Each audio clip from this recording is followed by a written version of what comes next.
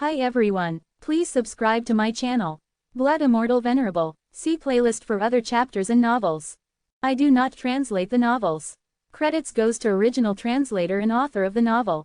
I only make it as an audiobook so it would be easier to just listen while doing other things. Credits goes to the author of the novel.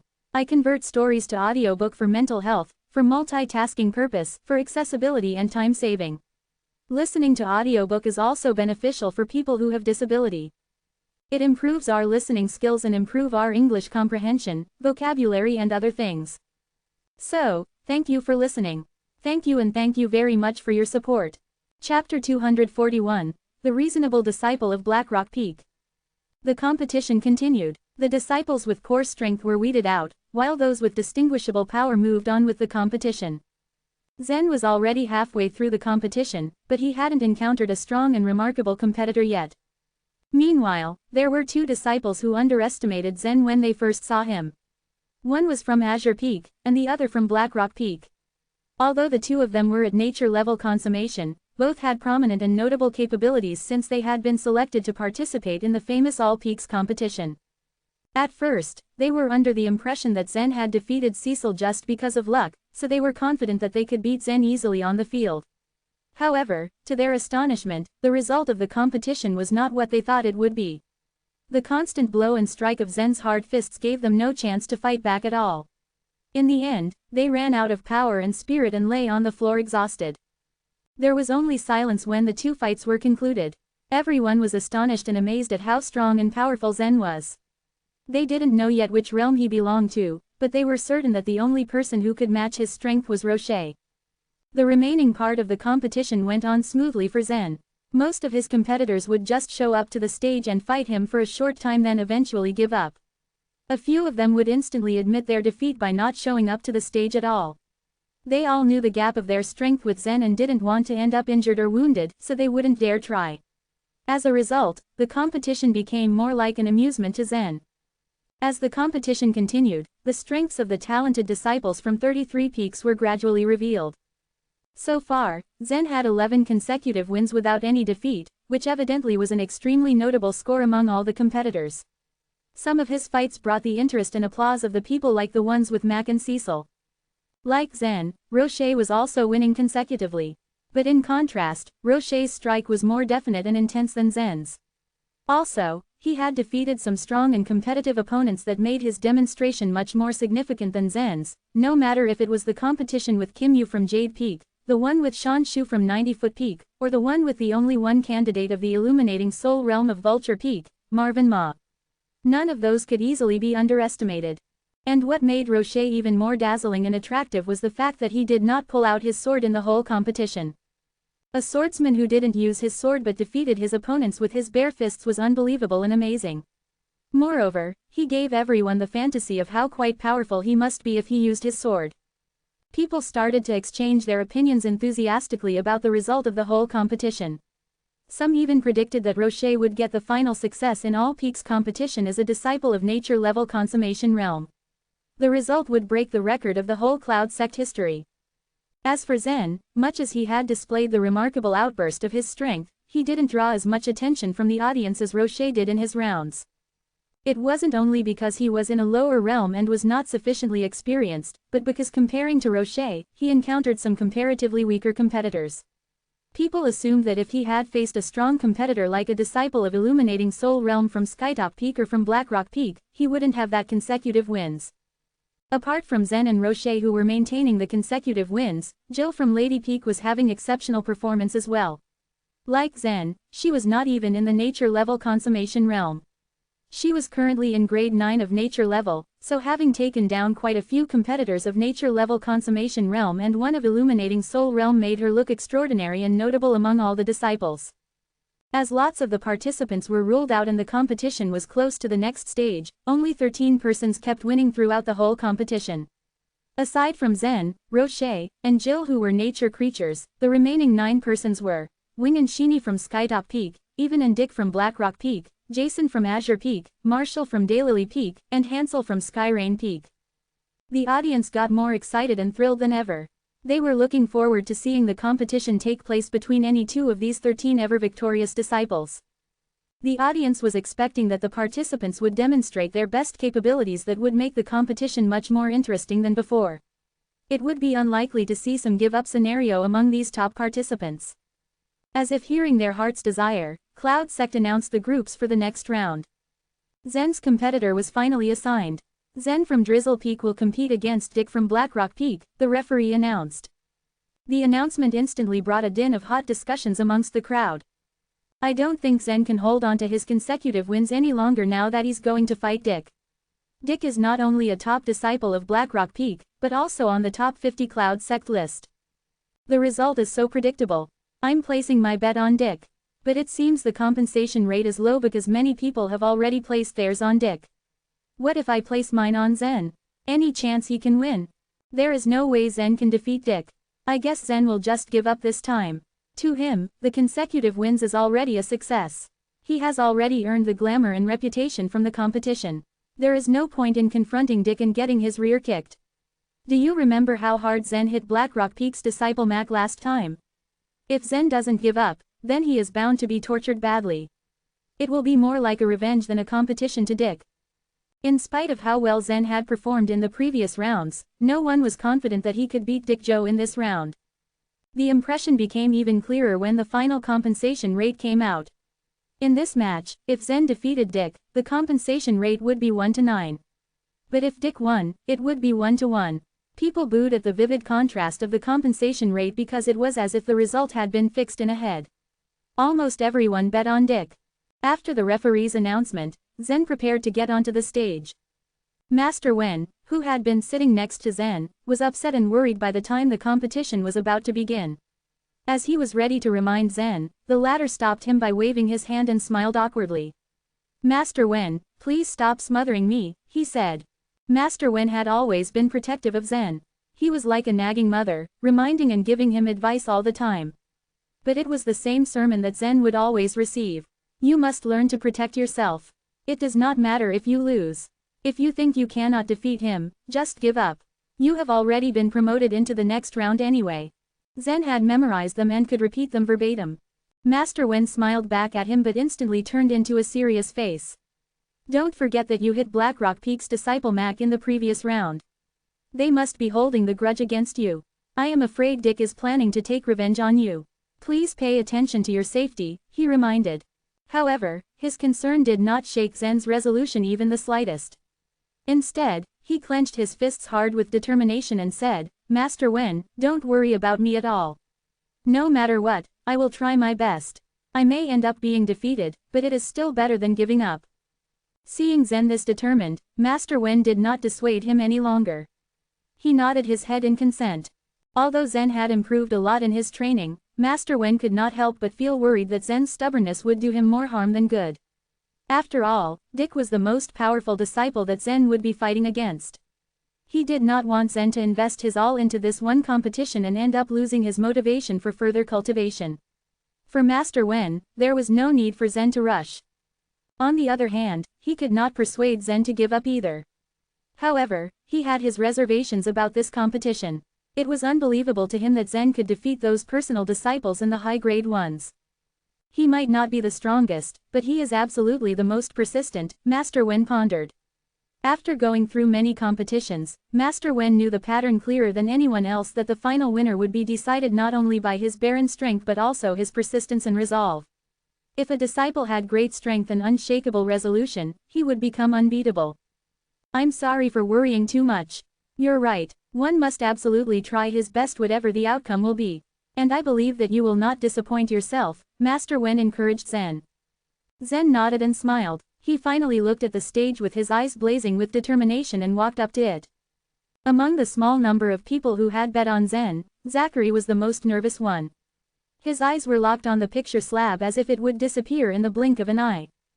Just before the competition started, he had placed all his bets on Zen with a total of 1,200 cubic crystals. Given that Zachary was from a humble and simple family, the amount of his bet was already a big fortune. So where did he get that amount of cubic crystals? Usually, he would only go to 7-star Sword Light platform once a month for practice because his countable points would not allow him an extra trip. But the competition today brought him wealth from the moment he placed his bets on Zen. And since Zen had won every round, he had already doubled his cubic crystals. From the original 2 cubic crystals, he had already made an unimaginable 1200 cubic crystals. He did not expect to earn this much by betting in the competition. But before this, he was disappointed that he didn't get to participate into All Peaks competition. But the disappointment had vanished. With the amount he had already earned, he was now more eager to bet than to participate in the competition. Now the compensation rate between Zen and Dick was 1-9, which was the highest compensation rate that he had ever seen. He could see from the huge gap that most people there placed their bets on Dick instead of Zen. Choosing Zen instead of Dick in this competition was a big risk. But for Zachary, the risk was worth taking, so he had placed all his bets on Zen. 9 times more, 9 times more. Zen, if you defeat Dick this time, I will serve you forever. Zachary repeated these words as he folded his arms in front and prayed. If Zen won this round, his cubic crystals would soar up to 10,000 pieces according to the current compensation rate. That also meant that he could exchange 5,000 points with this many cubic crystals. And with these points, he would be able to practice more on the 7-star Swordlight platform. For Zachary, today was the day that would define his future life, and he was willing to risk his all in this game. In the din of the crowd, Zen walked up to the stage. Zen and Dick both had 11 consecutive wins. But in this round, one of them was doomed to be defeated and end his consecutive wins. Dick was already on the stage. Instead of Blackrock Peak's inner disciple robe, Dick was wearing a blue gown with a jade belt around his waist. There were no strict requirements for clothes that the competitors should wear in All Peaks competition. And the way Dick dressed himself in today was clean and neat that he looked more like a gentle and intelligent poet than a competitor. There was no sign of crucial killing in his eyes. Just admit your defeat, Dick said in a level, toneless voice as he watched Zen walk up to the stage and stood in front of him. Why? Frowning his brows slightly in ire, Zen questioned. Because I am from Blackrock Peak. Since I joined them, my master was nothing but kind and caring to me. And since you beat Mac the last time, you cannot blame my master if he holds any grudge against you. He wants me to take revenge on his behalf, so you'd better be prepared, Dick replied, his voice still low and void of any emotions. Hearing Dick's explanation, Zen averted his eyes to look at the crowd from Blackrock Peak and saw Master Yu seating in the center. He could see Master Yu's strong and vindictive eyes flickering with profound hatred as if it would blast out any minute and burn him. Zen then turned his gaze back at Dick and smiled contemptuously. I can see that, but why bother warning me? It would be more interesting to beat me up than warn me ahead, Zen said, a flame of mockery flickered in his eyes. Dick sighed and said, that's not true. The fact that I am telling you this is because I don't think that it's your fault or Yehudi's. Mac did not behave himself in the first place and hit Yehudi. You hit him just for the sake of Yehudi and that's kind of a fair deal to me. Zen was puzzled after hearing Dick's words. He had no idea that his opponent was such a reasonable man. After a short pause, Zen asked, but you're still taking revenge on me for your friend Mac, am I right? Is that what's this competition going to be? Frankly speaking, yes, but it is more of Master Yu's idea than mine. I don't want to lie to you. I am not fond of Mac either, Dick replied. A grimace of helplessness came over his face. Indeed, Mac was a cruel and insidious man, and a humble and courteous person like Dick would never be his friend. Dick was the kind of a person who enjoyed a simple but full life, learning as much knowledge as he could in books and in life and treated his friends with integrity and politeness. He would never offend or bully anyone who was inferior to himself. So taking revenge on behalf of Mac was apparently an insult to him. Chapter 242, Kill Song. If it were up to Dick, Mac would be called a great talent as he was well accomplished in terms of magic arrays. The problem, however, was that he was also known to be a bloodthirsty butcher with a cruel propensity to kill. The Cloud sect valued its disciples, compliance with the sect's rules and submission to its strength without having any moral constraints on their behavior. Despite his dislike of the sect's doctrine, Dick felt powerless to change it. Instead of acting out against it, he would make sure to stick to his own principles when faced with a moral dilemma. After some pondering, Dick thought to be grateful for Master Yu's mentorship in Blackrock Peak and it helped him make the choice to not directly refuse his master's request. Nonetheless, he could still avoid a full-on fight with Zen by persuading him to surrender. He didn't want to hurt his rival so cruelly just to win like what Mac did. A hint of surprise flashed in Zen's eyes as he never would have expected Dick to be such a righteous man. With a gentle nod and smile, he said, the Cloud sect is gathered with practitioners from all over the world. This is a place where the strong speak without any regard for moral conduct. Though many fellow disciples are talented and powerful, many are also as cruel and murderous as beasts. Compared to them, your righteousness is admirable. You're a diamond in the rough, truly. Still, I won't surrender to you. But if you don't give in, I might have to hurt you after I defeat you, Dick insisted. Unable to refuse Master Yu's request, Dick promised him that he would teach Zen a lesson unless he surrendered beforehand. Oh, you don't have to worry about that. After all, we don't know who will come out the winner before we have a real fight. Besides, even if I start losing to you during the battle, you can pull your punches and leave chances for me to give in. I don't believe your master would blame you for that, Zen explained carefully. Upon hearing his words, Dick replied with a smile. Well, sounds like a good idea. All right, let's get this over with. With that, he pulled out an ink brush from his sleeve. In the world of martial arts, there were many kinds of weapons. Only a few practitioners would choose a pen to specialize with, and among those who did, most of them used a judge's brush, a metal pen in the shape of a writing brush, similar to a piercer, and could be used to stab enemies. As for Dick's weapon, it had a wooden stock and a bundle of wolf hair at the tip, a real ink brush. It was astonishing in Zen's eyes. Seeing a writing tool be used as a weapon was quite rare. Still, Zen didn't dare lower his guard. After all, Dick was a top disciple of the Black Rock Peak, the second strongest peak among 33 peaks, and he was undoubtedly powerful, having defeated several people consecutively. Being a strong contender himself, Zen understood that underestimating his rival would lead to deep regret. After Dick pulled out his weapon, his black life vitality began flowing from his hands and drifting in the air around him. Gradually, it concentrated together and slowly transformed into a dense cloud of mist before turning into some mysterious black liquid. When Dick held up his sleeve and dipped the brush into the matter, Zen realized that it was his ink. His opponent just transformed his life vitality into a kind of magical ink. Zen's brows shot up in surprise at Dick's special weapon. Although he couldn't tell what his rival was about to do with his tools, he prepped himself for his simple countermeasure: Zen would throw his punches. In this battle, Zen wanted to exert his physical strength to the most extent, and he decided not to make use of his life vitality unless defeating his rival with his fists turned out to be impossible. Zoom. In one smooth motion, Zen dashed towards Dick, moving across the short distance until he was right in front of his rival. From either side, he readied his fists and jabbed them towards Dick.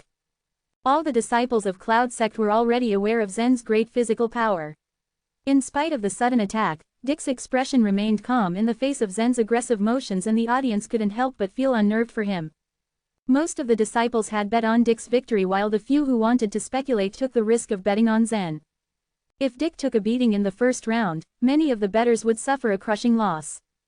Watching Zen approach him aggressively, Dick leisurely lifted his inked brush and pointed his brush at his opponent. As soon as he made the gesture, he suddenly sped up considerably. In a blink, he wrote a word in the direction of Zen's left hand that read, "Seal." The word was written vigorously while also displaying a sense of solemnity. After he finished with the word, Zen immediately felt all the strength in his left hand disappear, sealed by a mysterious power. Although one of his fists turned weak, his right fist was still on track, only a few feet away from Dick's face. Nonetheless, Dick's expression remained the same. In another swift motion, he dipped his brush in ink once again and wrote, "Defend." Compared to the former word, this one was much thicker and heavier in form. Bang! With unstoppable momentum, Zen smashed his fist into the heavy word, which seemed to have taken on a real, solid form. When he hit the object, Zen's face visibly changed. Knowing that Dick was in the illuminating soul realm, Zen didn't bother to save his strength and employed 90% of his physical strength and all the power in his dragon scales. Even with all that strength combined, the huge word written with Dick's life vitality ink didn't even budge. Again, bang, bang, bang. After 4 punches, a crack finally formed on the huge word that acted as a shield. With another strike, Zen shattered it to pieces. Simultaneously, Dick had already taken several steps backward. With a stroke of his brush, another, "Defend," appeared in front of him. Continuously this time, he dipped his brush in the ink and wrote the "Defend" word in the air a number of times until he was surrounded by it. "This is my defense song. It can take on the damage 5 times before it breaks, no matter how powerful your attack is. As for that word which seals the strength in your left hand, it's my seal song.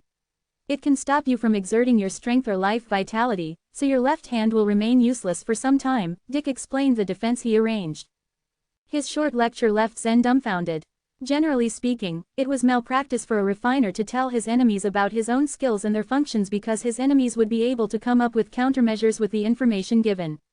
It was because Dick was so confident about his own power that he was open to detailing his skills. Moreover, his righteous moral standard demanded a straightforward attitude and behavior even in front of his enemies. Seal Song. When he swung his left arm, Zen could feel how torpid and sluggish it had become. The seal word's influence seemed to have shut off the whole arm's strength. Right, you won't be able to break it, but don't worry. The seal's effect will fade in 2 hours, Dick added slowly. Although they were in the middle of a battle, his quiet expression suggested they were in an academic environment instead. I can't break it, are you certain? Zen asked, raising an eyebrow. He exerted the power of the emerald crystal in his left arm with his mind. Suddenly, the effective power against enchantments burst out and flooded into the word around his hand. After a few seconds, a red crack appeared on the word before it completely broke the word to pieces and vanished in thin air. What? Dick's eyes flashed in astonishment. Good job. Well, it seems that I was exaggerating. Although you're only 2 steps into the nature level, you have a very powerful means to stay in the winning streak. I'll admit I've underestimated you, but that's just a small portion of the fight. Let's continue. With the 8, defend, arranged around him as his defense, Dick dipped the brush in more ink and wrote, kill, 3 times in a row before giving the command, go now. The 3 words rushed towards Zen in sync. Amused, Dick reminded Zen in the same leisurely tone, watch out now, Zen Luo. My kill song is very powerful, and you should deal with it with caution. After the kill words appeared, the atmosphere of the competition field shifted dramatically. On the battleground, Zen could feel a strong homicidal intent radiating from the words, and it was no less horrifying than a ruthless general on a battlefield who had slaughtered thousands of enemies.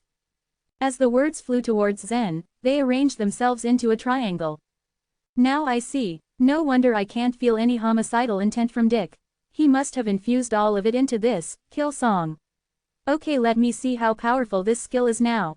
With that thought, Zen raised his fists and rocketed towards the words. Over the course of the battle, Dick proved to be a troublesome rival for Zen. With all the spells of defense he set up around himself, Zen had to attack several times before smashing through a single shield. Still, even if he was able to, Dick could easily replace the words while the defenses were under attack. Even with solely his defense song, Dick was nearly an invincible enemy for Zen. As he dealt with Dick's kill song, Zen's mind was distracted with thinking of how he could successfully break through the other's defenses. Bang! When he punched the first kill approaching him, he immediately felt a great counterforce from the solid word. Instantly, the huge word suddenly exploded and the impact pushed Zen backward. Standing in the center of the field, Zen lost his balance under the immense power and his body was knocked from the ground only to be smashed against the enchanted barrier around the area. Although the enchanted barrier was a part of the Cloud sect's great array and could supposedly take an enormous amount of damage, when Zen knocked into it, the barrier visibly trembled under the pressure. All the enchanted barriers had their limitations of impact they could take in while maintaining their shape. Naturally, with the counter force of Zen's punch paired with the power of Dick's spell, the force had approximated the limitation of the barrier and a crack already started to form in its corner.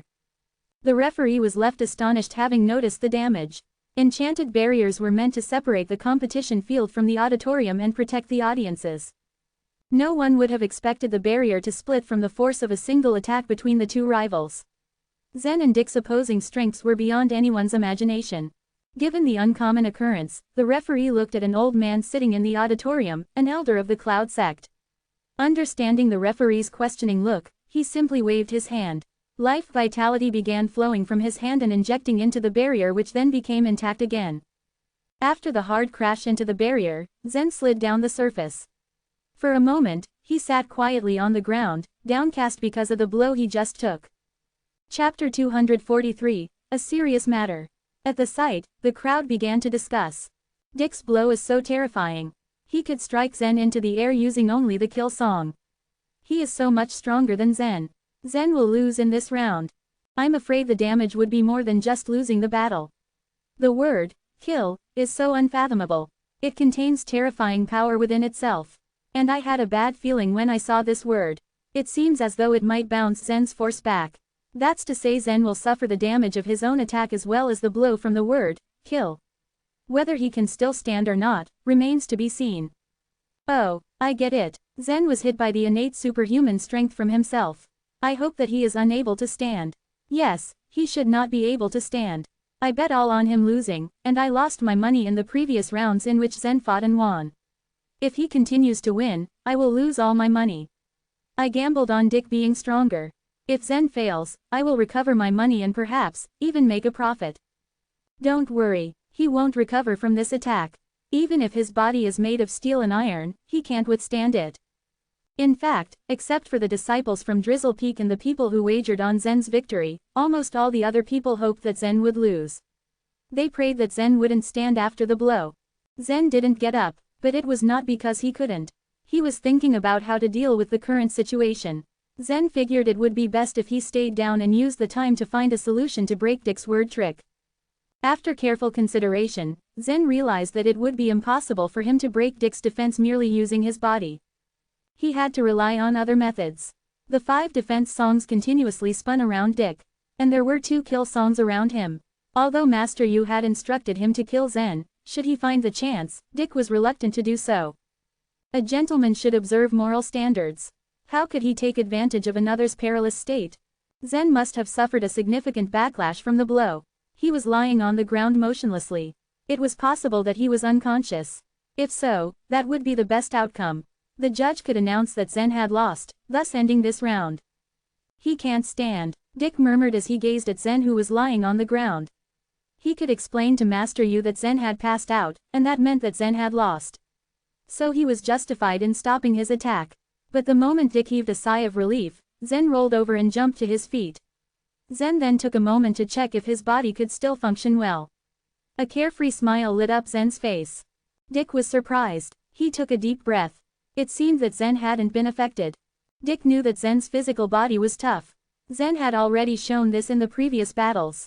Dick was the kind of person who would not take action until he had worked out a good strategy.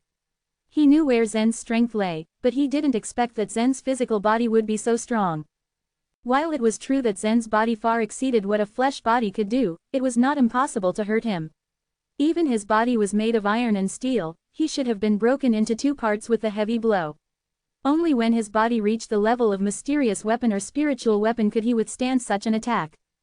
This was the only explanation Dick could come up with when he saw that Zen remained unhurt. He didn't know that his assumption was close to reality. Zen's body was indeed a spiritual weapon. Moreover, it was at the middle grade level of a spiritual weapon. Zen stretched his arms and legs before glancing at Dick who stood not far from him. In the next instant, Zen rushed toward Dick. Zen knew what he was doing. Although it was true that he had hidden his real strength before, Zen understood that he could not hide it forever. Moreover, if someone really wanted to investigate, it would not take them much effort to discover the truth. Since it was impossible for him to defeat Mess with his physical strength, Zen knew that he would have to employ his life vitality. The moment Zen sprinted, streams of purple-black life vitality surged from his belly. The demonic life vitality rushed to his hands through his meridians. To everyone's surprise, the demonic life vitality popped out from Zen's hands and blazed like purple-black flames. The life vitality burned vehemently, and what a frightening scene it was. Amidst the purple-black life vitality, there were glints of sparkling starlight. It seemed to contain the power of stars that were hidden in the sky. At this sight, the audience was terrified. Oh, Zen employed his life vitality. How did I forget that Zen is a nature creature? Perhaps it's because he hasn't used his life vitality so far. Nonsense. I have said it before. Some people tend to hide their real strength during competitions. So why can't Zen do the same? But Zen's life vitality looks so formidable, putting a lot of strain on people. It seems to be unique. I really wonder what kind of cultivation method this is. All the people were surprised. From the beginning of the competition, Zen had relied on his superhuman strength and his strong corporal body to defeat his opponents. They were not accustomed to seeing him use life vitality. Moreover, most of the spectators had wagered on Dick. If Zen won, they would lose all their money. Only a small number of people had bet on Zen. They had hoped that a newcomer would be able to prove himself during the competition. Considering Zen's performance, it was their turn to gloat. I knew that Zen would have a trump card up his sleeve. Although he is only at the second grade of the nature level, he has prevailed in all the fights. He is a capable man. Kenneth, who sat on the terrace high above the arena, was shocked when he saw the demonic life vitality gathering on Zen's hands. He studied the demonic life vitality, his eyes as sharp as two knives. Then he muttered slowly, "What just happened? If I see correctly, the life vitality in Zen's hands is demonic life vitality." Elder Shu, who was beside Kenneth, was also surprised. His face grew solemn. Yes, it is indeed demonic life vitality. This guy mastered demonic life vitality. But how? How did he enter the Heavenly Library and obtain the Heavenly Ogre Fist? Haha, the Heavenly Ogre Fist had been in the Heavenly Library for hundreds of years. Over the years, only 3 people have been able to get it before Zen. 2 of them failed to master the Heavenly Ogre Fist, and the third was stopped by Uncle Kent, who forbade him from practicing it. I never expected that there could be someone who would master the Heavenly Ogre Fist, Kenneth said in surprise. Uncle Kent, as mentioned by Kenneth, was the elderly man Zen had met when he took the Heavenly Ogre Fist from the Heavenly Library. Kent was a man of high standing, and so, Kenneth had to pay respect by calling him Uncle Kent. The Heavenly Ogre Fist is a Tier 5 cultivation method. It has been said that it is impossible for humans to master it. I have no idea how this guy managed to do so. Elder Shu seemed envious. Even though he was a respectable elder, he had a keen desire to master the Heavenly Ogre Fist. It was not that Shu did not have access to the Heavenly Ogre Fist. If he had paid a certain price, he would have had the chance to borrow it. Unfortunately, Shu was getting old, and a Tier 5 cultivation method was not easy to master. This method had been passed down from the ogres, and it was said that even the ogres had found it hard. Considering the circumstances, it would be an impossible task for Shu to master it. Humans can't master it. Hearing Shu's words, Kenneth shook his head and said, "It is indeed difficult for hundreds of millions of people spread across the 300 counties of the eastern region. But look at the whole world, the various sects, palaces, and holy lands. Talented disciples have unlimited resources from the time they are born. They get their talent from their powerful parents. Thus they have great gifts at birth. If they really want to master it, they probably could." Shu became silent upon hearing Kenneth's words. Kenneth was right. The world was indeed massive. The population in the eastern region had reached over 100 million. Moreover, there were Western region, Northern region, Southern region, and Central region, and each of them was no smaller than the Eastern region. While the human population was not inconsequential by any standards, the distance between regions was over millions of kilometers. Humans scattered within the boundary of their region fought to defend themselves. Even if the demons attacked one of the regions, humans from other areas were unable to help due to the great distance. Moreover, the other 4 regions might not be reigned by humans. To Shu's knowledge, the humans in the western region had a hard life, as the ogres controlled them. There, the status of humans was less than that of the ogres, and they had to bend their knees to ogres. The ogres were widely distributed just like human clans. At the junction of the central region and the eastern region, there was a big ogre empire. Now, the Burning Sky Empire had allied with the ogres to fight against the demons. If one looked from a broader perspective, the 5 regions were only a massive island in the world. It was said that a person could only see the real continent after sailing across the boundless chaotic ocean of stars. With such a thought, looking back at Cloud Sect and imagining that there were trillions of creatures in this world, Shu wondered how difficult it would be for the most gifted disciple to master the Heavenly Ogre Fist. I feel ashamed. As the head of the sect, I wasn't informed that someone in Cloud Sect had mastered the Heavenly Ogre Fist until I saw it myself. Haha. In fact, quite a few people in Cloud Sect knew that Zen had mastered the cultivation method. It was certain that the 10 great saints knew about it. But for some unknown reason, they chose not to report this to the leader.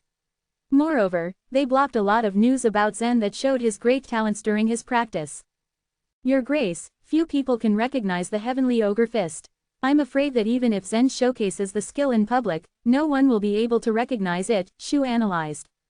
Yes, you're right, but I will investigate this matter. If someone has been intentionally hiding this information despite knowing it is a serious matter, I will make them pay. Kenneth said calmly. Shu was astonished by Kenneth's vow. Although it had nothing to do with him, he could sense the intention to kill in Kenneth's words. Shivers traveled down Shu's spine. He had thought that this accomplishment would highlight Zen's potential. He didn't expect that Kenneth would attach such great importance to this matter. Is it really so difficult to master this Tier 5 cultivation method? He wondered. Zen, of course, couldn't hear their conversation. Zen's knowledge was only limited to the eastern region. He had no idea what was behind the heavenly ogre fist. He just happened to have chosen this technique to break Dick's defense. Chapter 244, Borrowing Nature's Creative Powers. Dick was levels higher than Zen. But when he saw the latter emitted a powerful life vitality in a short span of time, he started to become serious. Dick was surprised to see Zen's body strength. But he thought that Zen had only the corporeal body strength, so he still didn't pay too much attention to him. Despite Zen's powerful defense, Dick didn't fear him at all. After all, if Zen could not break through his power of defense song, Dick would never be defeated. But seeing the life vitality Zen emitted all of a sudden, Dick knew that defeating Zen wouldn't be easy. Dick was still curious as to why Zen didn't use the life vitality in his previous matches. There were only two possibilities. Firstly, Zen didn't have a powerful life vitality, and Zen's most powerful shot was his enormous innate superhuman strength. Secondly, Zen had far more power than he had expected, and he'd been hiding his own advantages during his previous fights because he didn't want others to know his trump card. But based on his assessment, the first one was nearly impossible. Zen's body and strength were in such a formidable status, so how could his life vitality be weak? Moreover, the two clouds of dark purple life vitality in front of him gave him the clue of how much power Zen's life vitality had. This power is really strong, Dick thought to himself. While Dick was lost in his own thoughts, he was retreating as his hand kept writing swiftly. The words of kill flew out from his brush pen simultaneously. This fight seemed to go on forever. Dick had forgotten that Zen was only at grade 2 nature level. He considered Zen as the most powerful opponent he had ever encountered in the battle ring. Kill, kill, kill. The words formed and flew out from the end of Dick's brush pen. They made an amazing array and rushed towards Zen. 13 kills array. The 13 kills array was Dick's most powerful attack move and his absolute killer. But this final killer was not originally intended for Zen. He was reserving this attack move for the personal disciples of the big men. The Blackrock Peak was the second-ranked peak in Cloud Sect. And being the top disciple of the Blackrock Peak, Dick had the ambition to be the top one in the All Peaks competition. The personal disciples of the big men were stronger than most of the disciples from the 33 peaks, and Dick had intended to reserve that skill to them. But now Dick realized that he needed to use that skill to Zen or he wouldn't have the chance to win this competition. Dick could just admit defeat and give up at that moment. With his undefeated record in all his other fights, he could go on in the competition even if he had lost 1 or 2 rounds. But Dick wasn't willing to do anything like that. He was a gentleman and he couldn't do such tricks. Besides, his opponent was just at grade 2 nature level. If he truly wasn't as strong as Zen, he would rather lose to him than give up. He was a gentleman and he could not give up without even trying to fight. Once the 13 kills array appeared, the fighting court was filled with killing intent and Zen felt a sense of oppression as if he was in hell. The face of the referee turned pale and hurriedly got out of the stage. The audience was just relieved that the enhanced barrier prevented the killing intent from getting out of the stage. It is the 13 kills array. Zen was surprised to see the array made of 13 words of kill rushed towards him. One word could already have such powerful strength and it could resist his own strength. What was more if there were 13 words? He then realized that he had to be serious and give it his best.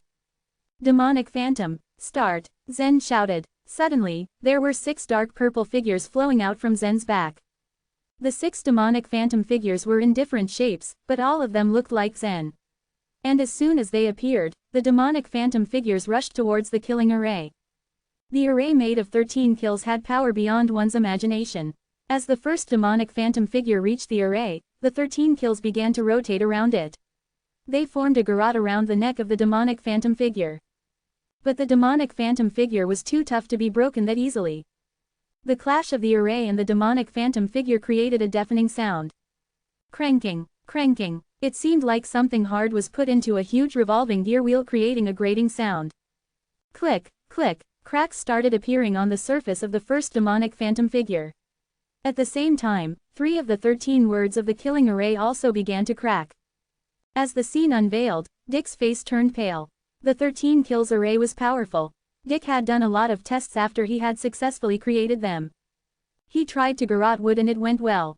The whole block of tough teak wood was garroted into little pieces and turned into dust. After that, he tried them with stones and got the same result.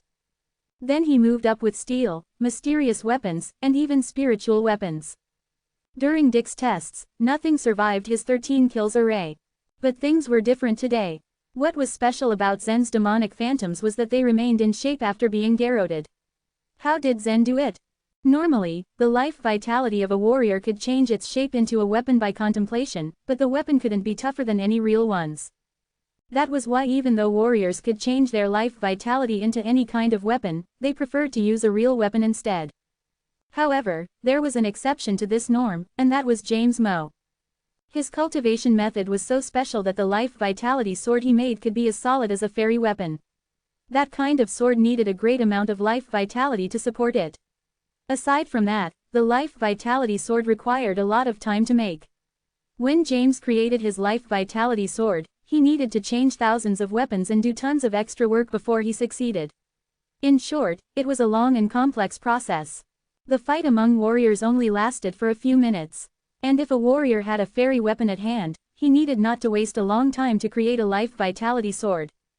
The only reason James created a life vitality sword was that Moe's family could not afford to buy a fairy weapon for him. But most life vitality weapons lack defense and they would surely not survive Dick's 13 kills array. Zen's demonic phantom figure, however, was different from any life vitality weapons. It was not cut into pieces like any spiritual weapons when hit by Dick's killing array. That could only mean that his demonic phantom was nearly as hard as a fairy weapon. There was something that Dick didn't know about the demonic phantoms. They were not contemplated by Zen. That was why they were different from other life vitality weapons. Zen only contemplated the sparkling starlight inside the demonic life vitality. As for the demonic phantoms, they were the results of Zen's leveled up heavenly ogre fist. Zen is really different, Dick thought with a bitter smile on his face. But soon his smile vanished. As a top disciple of the Black Rock Peak, he couldn't give up just because of Zen's outstanding demonic phantom. Although it was unexpectedly strong, Dick had more tricks up his sleeves. He was a warrior at the illuminating soul realm. His life vitality was far greater than Zen's, so he thought that if he kept fighting with Zen, the latter would end up consuming all his life vitality. Click. The 3 kill songs were finally shattered into pieces.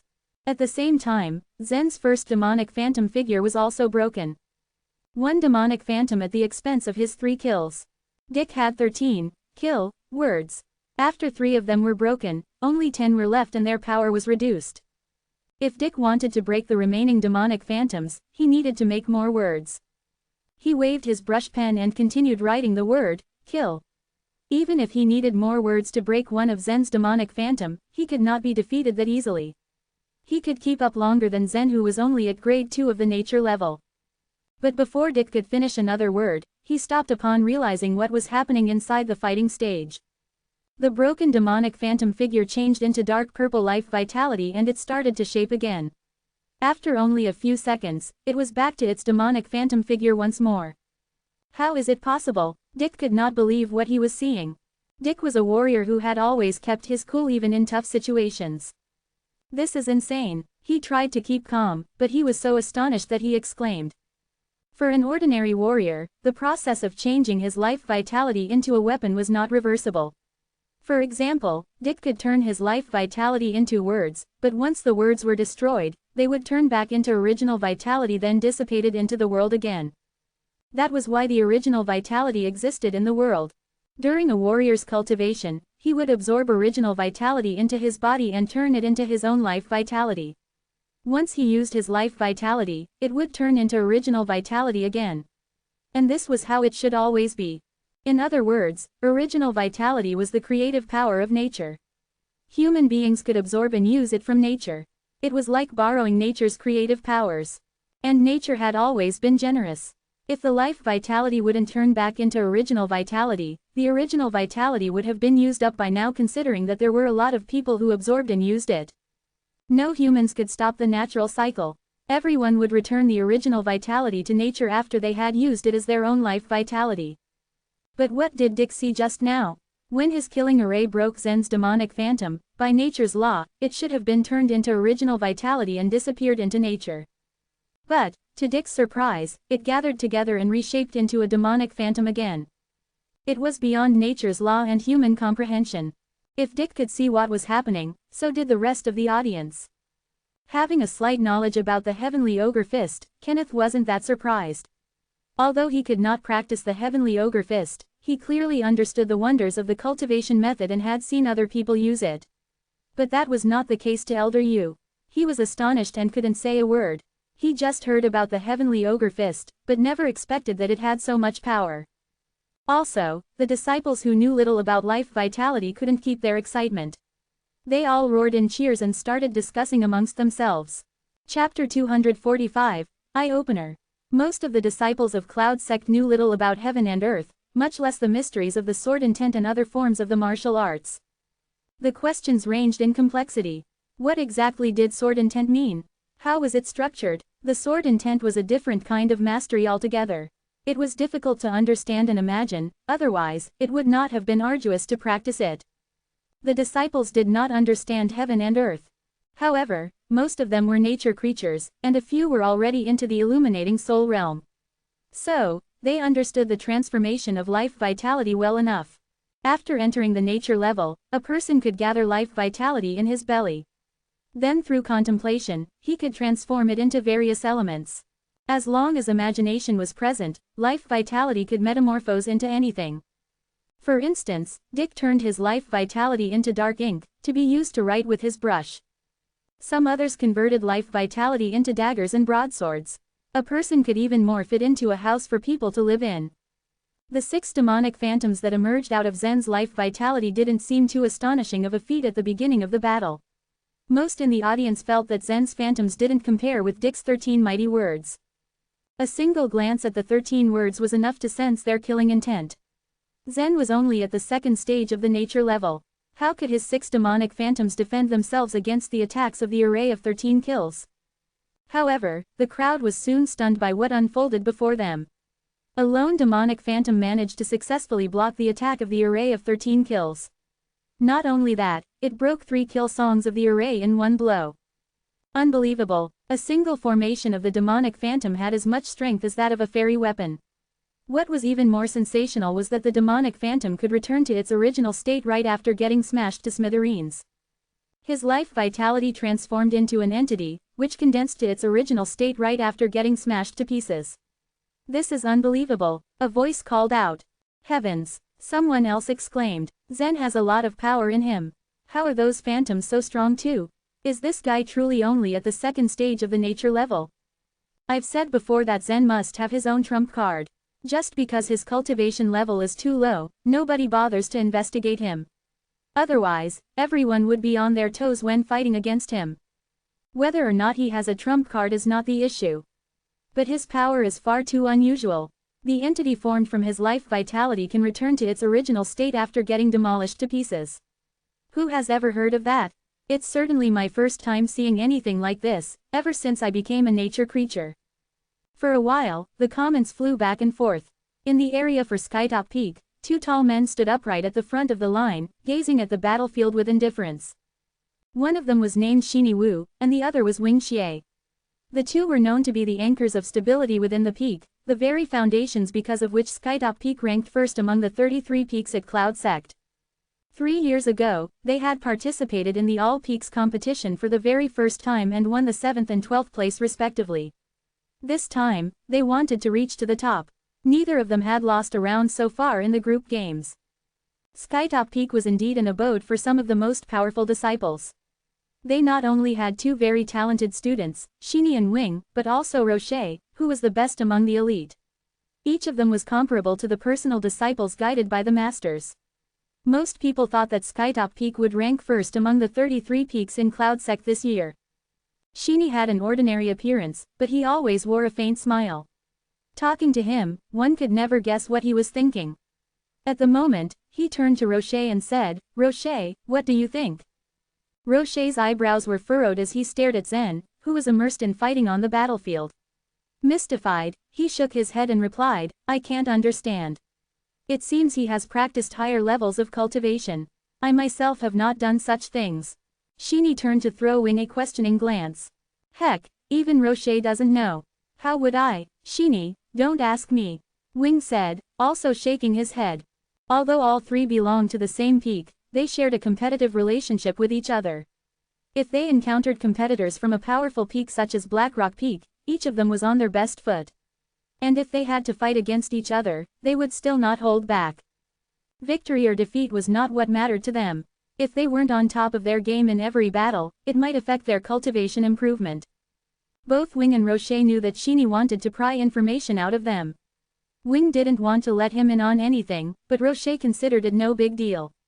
He mulled over the features of the demonic phantoms for a while, before saying, if I'm guessing correctly, he has been trained on a high level of cultivation method. A high level of cultivation method? Murmured Wing. Rocher's words surprised him. Rocher nodded. It is well known that the cultivation methods across the eastern region are classified into 4 tiers, he continued.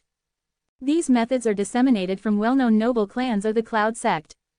They have been passed down through generations since ancient times. Think about it. Is our practice only limited to 4 tiers of cultivation methods?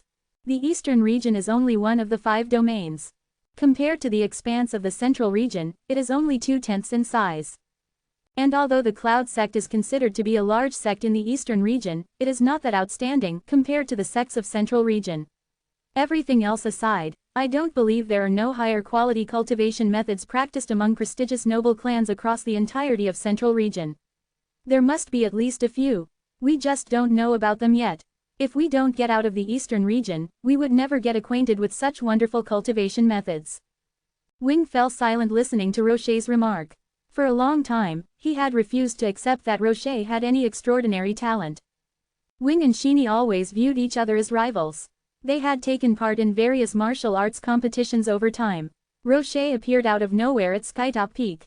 Even though he was young and at the consummation state of the nature level, it was said that he could outmatch a cultivator at the illuminating soul realm. To dispute Rocher's power, Wing invited him to participate in martial arts competitions several times. But Rocher ignored him. Rumors had begun to spread that his power was nothing to brag about. But now, at the All Peaks competition, Rocher's performance had dismissed such rumors. Listening to him, Wing was shocked. Wing wanted to train himself in the Cloud sect in the eastern region alone. In fact, he had worked out the plan a long time ago. He would cultivate within the Cloud sect throughout his lifetime, which could end up in 2 possible paths for him. One was that he would get the position of a saint or senior officer at the Cloud sect. Otherwise, he would join the Imperial Army to battle demons, and ultimately become a general. The idea of leaving the eastern region had never even entered his head. The eastern region was large enough for him to hone his skills. In contrast, however, even though Rocher had become prominent within the Cloud sect, he was still not satisfied. He wanted to venture out into the new world. If a person considered himself trapped like a flea in a box, he could only soar so far. His vision determined the heights that he would chase in the future. While Wing only wanted to train in the eastern region, Rocher was eager to travel the world to do so.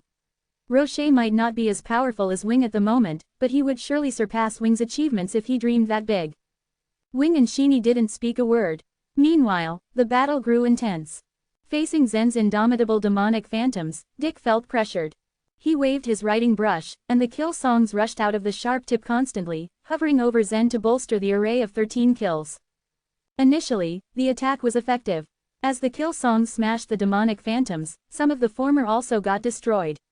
However, Dick had a lot of life vitality, and the words only cost him about 10% of it. That could be ignored. He just needed to supplement the kill songs gradually. But in a few moments alone, Dick began to face a new set of problems. One of the demonic phantoms resisted the attacks of the assembly of 13 words, while the remaining 5 divided themselves into 2 groups. One group went to intercept the new kill songs Dick created. He made new kill songs at gaps of a few minutes, during which 2 demonic phantoms blocked the paths of the new words. Not a single kill song could come to the aid of the array of 13 kills. They were outmatched, unable to defeat even one of the demonic phantoms in power. Finally, those supplement kill songs were destroyed by the demonic phantoms, and the latter remained uninjured. It was obvious that the demonic phantoms were indeed powerful. Only under the throttling force of the 13 words would the demonic phantoms be destroyed, and in turn, they would break a few kill songs of the array. If it was a one-on-one fight, a lone demonic phantom was able to beat a single kill song easily. Dick's heart sunk. He knew that if the array of 13 kills did not get their replenishment, they would fall and the battle would be over soon. The two groups of demonic phantoms separated themselves into two lines, and as Dick watched, 3 of them rushed toward him. Chapter 246, Righteousness Song. Boom, boom, boom. In an incredibly fast, almost thunderous speed, the demonic phantoms struck. After 2 rounds of being struck by 3 demonic phantoms, a defense song beside Dick cracked and began to disintegrate before falling apart. With only 5 defense songs around him, he could survive only 8 or 9 rounds of attacks by the demonic phantoms. And considering the demonic phantoms' attack speed, he realized all his defense songs would be broken within a few moments. And if all the demonic phantoms hit on his body, Dick strongly doubted if he could survive even 1 round of the brutal attack. At this time Dick was really in a fix. He not only needed to write kill songs, but also defense songs. Dick was in possession of a magic pen, was extraordinarily brilliant in writing and also was a great master of cursive script. However, right now, he was too busy on writing the defense song and kill song to care about maintaining the attractive sleekness of his words. Instead, every word was written askew, and there was nothing to suggest that a master of cursive script had actually written them. In fact, Dick's hand was quivering violently even while writing. On any other day, he wouldn't write with such a shaky and unstable hand. At this moment, except pushing his life vitality to the limit, he cared about nothing. Even though Dick urged his life vitality to the limit on writing, it couldn't keep up with the loss of the songs. The number of kill songs in the 13 kills array over there steadily dwindled, and so did the number of defense songs over here. One last defense song. A single defense song could only withstand 2 rounds of attack coming from the demonic phantoms. And owing to the increasing attack speed of the demonic phantoms, a defense song could be broken even in a breath's time. The demonic phantoms' power could never be estimated. Dick, who was always calm, composed and gentle, was now in a mess. He gritted his teeth as a sense of anxiety gripped him. A while ago, he had made full preparation for the All Peaks competition while also learning a powerful method. But this was his trump card which he planned to use when fighting those personal disciples. The sooner he revealed his trump card, the less likely he was able to win the battle over. Once his unique skill was exposed, he would inevitably attract the personal disciples' attentions, who would then consequently figure out the corresponding attack, which was why Dick hesitated with his move. To yield, murmured Dick in a tone laced with defeat. To yield was just to put an end to his winning streak, but he would still be left with a chance to return again. But Dick rejected the idea instinctively and almost immediately. By the gentleman's doctrines he practiced, he was absolutely not allowed to yield. With a truly upright vitality, he would not make a detour because of the hard and steep way, he would not retreat because of the times were dangerous. If he gave up and yielded at this moment, he would regret it for the rest of his life, and would never be able to forgive himself. Then how was he able to practice the gentleman's doctrines? Alas, I never expect to be forced to play my trump card in the group stage, sighed Mess with disappointment. All of a sudden, the breath inside Dick's body exploded, even that sigh brought an increased oppression to the people. And then a great spirit erupted out of his body, baffling everyone around the field. Dick sent another defense song as he began to write up in the midair with his writing brush. However, Dick was not writing a single word, but a sentence in that rushed moment. If there were a learned man, he would indeed recognize what he wrote. In the world there is the spirit of righteousness, taking many forms, bestowed on the ever-changing things. Below they are the rivers and mountains, above they are the sun and stars. With people, it is called the spirit of honor and fearlessness, so vast it fills the universe. When the empire is tranquil, one pours forth harmony in the splendid court. The Song of the Spirit of Righteousness, written by Wen Tianxiang of the Song Dynasty, translated by Feng Xinming 2008. It is the righteousness song. Dick is writing the righteousness song. Awe-inspiring righteousness in the righteousness song. It is absolutely unbelievable that Dick has devoted himself to practicing the morally guiding righteousness very sincerely. The righteousness is a kind of intent, similar to sword, blade and martial art intents, which is more illusory and mystery than them, and more elusive to understand from meditation. I didn't think he really understood all of what it meant. The battle is getting more and more exciting as it is picking up pace. Come on, Dick, beat Zen. I am all set on you. Because Zen was prevailing after he called out the demonic phantoms. Everybody was extremely disappointed. As things stood still, Dick might not escape the inevitable outcome after all. He might even lose the fight. But what was not expected was that with the last defense song, he would write a righteousness song. Meanwhile, Zen concentrated on manipulating the demonic phantoms to break Dick's defense song, but just at the moment, he sensed a tremendous power and influence radiating from Dick. This power was not sharp, but it was very thick, as if in possession of a collection of the general trend of the world. And it pressed over towards Zen. For a second, Zen's 6 demonic phantoms were shaken up and Zen's control over them also got slower. The righteousness song. Zen's pupil shrank slightly as his expression grew grim but dignified.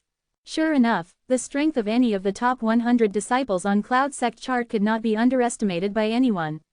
But it's all right, let me have a good and fair fight with you, shrugged Zen. Even in the face of righteousness's overwhelming force, Zen did not reflect an ounce of fear.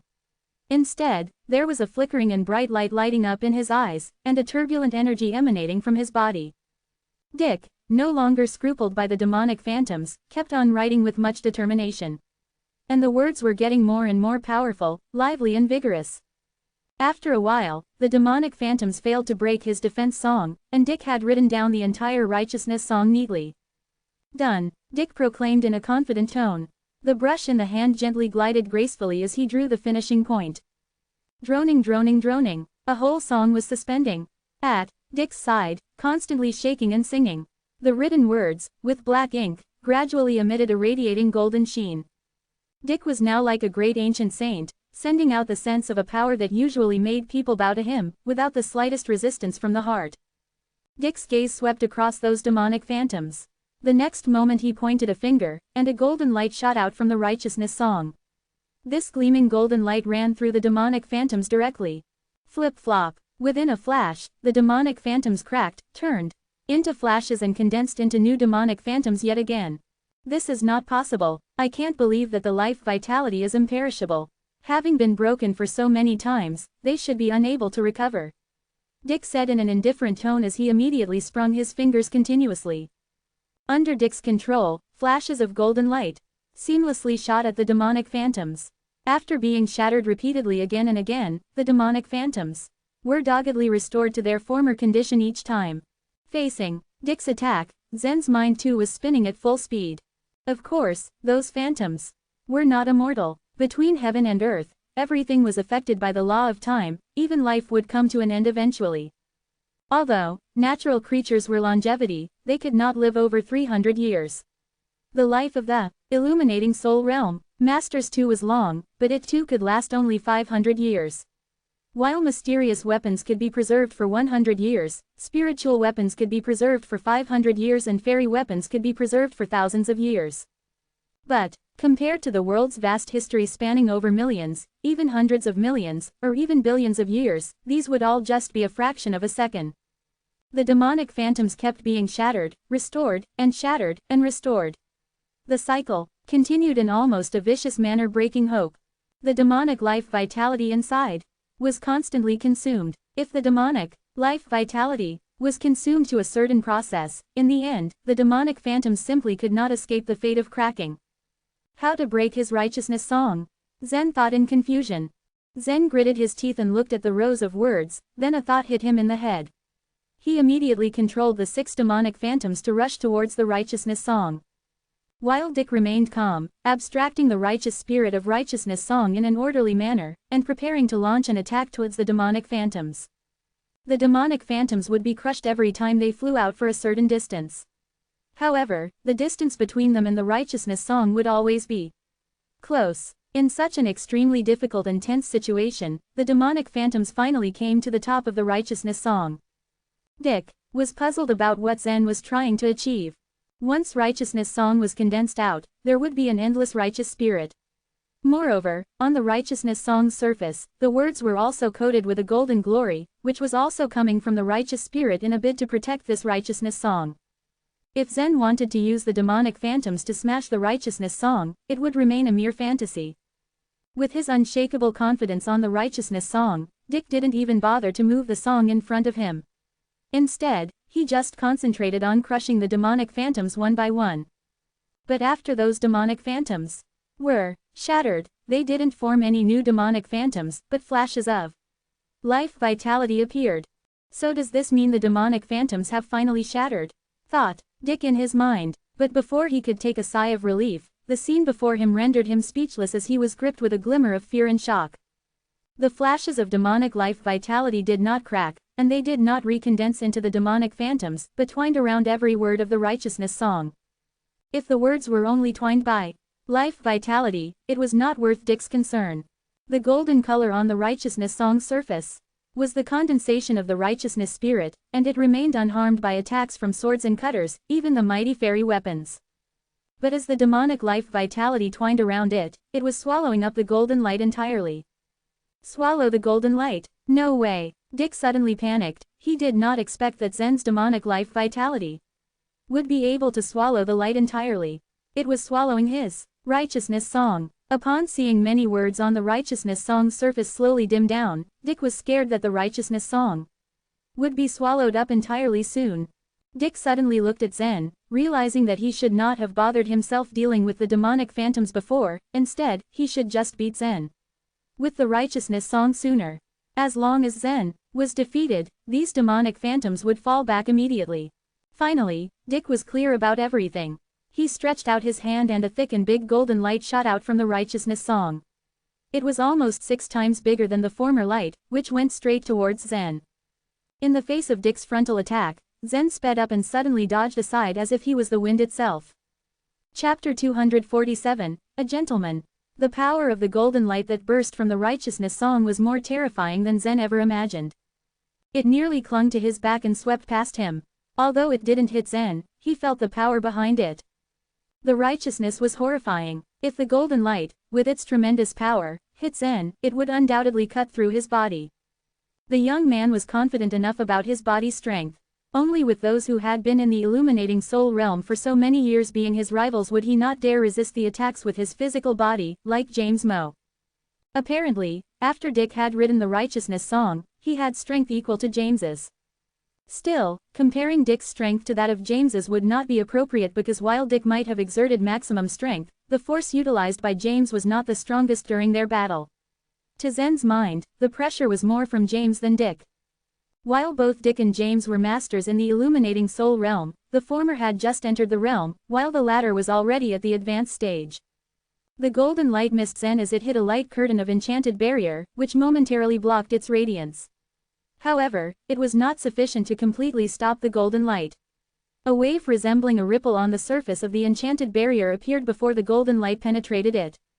Poof! Once it pierced the enchanted barrier, the golden light continued in its path and shot to the group of Vulture Peak. It whizzed past an ear of a disciple before boring into the ground where it left a dark round hole no one knew how deep. The disciple from Vulture Peak turned pale and stood still as he felt the light by his ear. It left him speechless. Had it been any closer, the golden light would have cut through his head cleanly. It was possible for anyone at the All Peaks competition to be severely injured or even die due to influence in the aftermath of the contest owing to the intensity of the rivalry. The master from Vulture Peak was now nervous and hurried to inform all the other disciples to move back. He was aware that if the golden light broke the enchanted barrier again, the disciples from their peak would probably not be so lucky. There was also a change in the expression of several saints who guarded the arena. If the life vitality influence on the field caused serious injury to disciples outside, this would be considered an accident.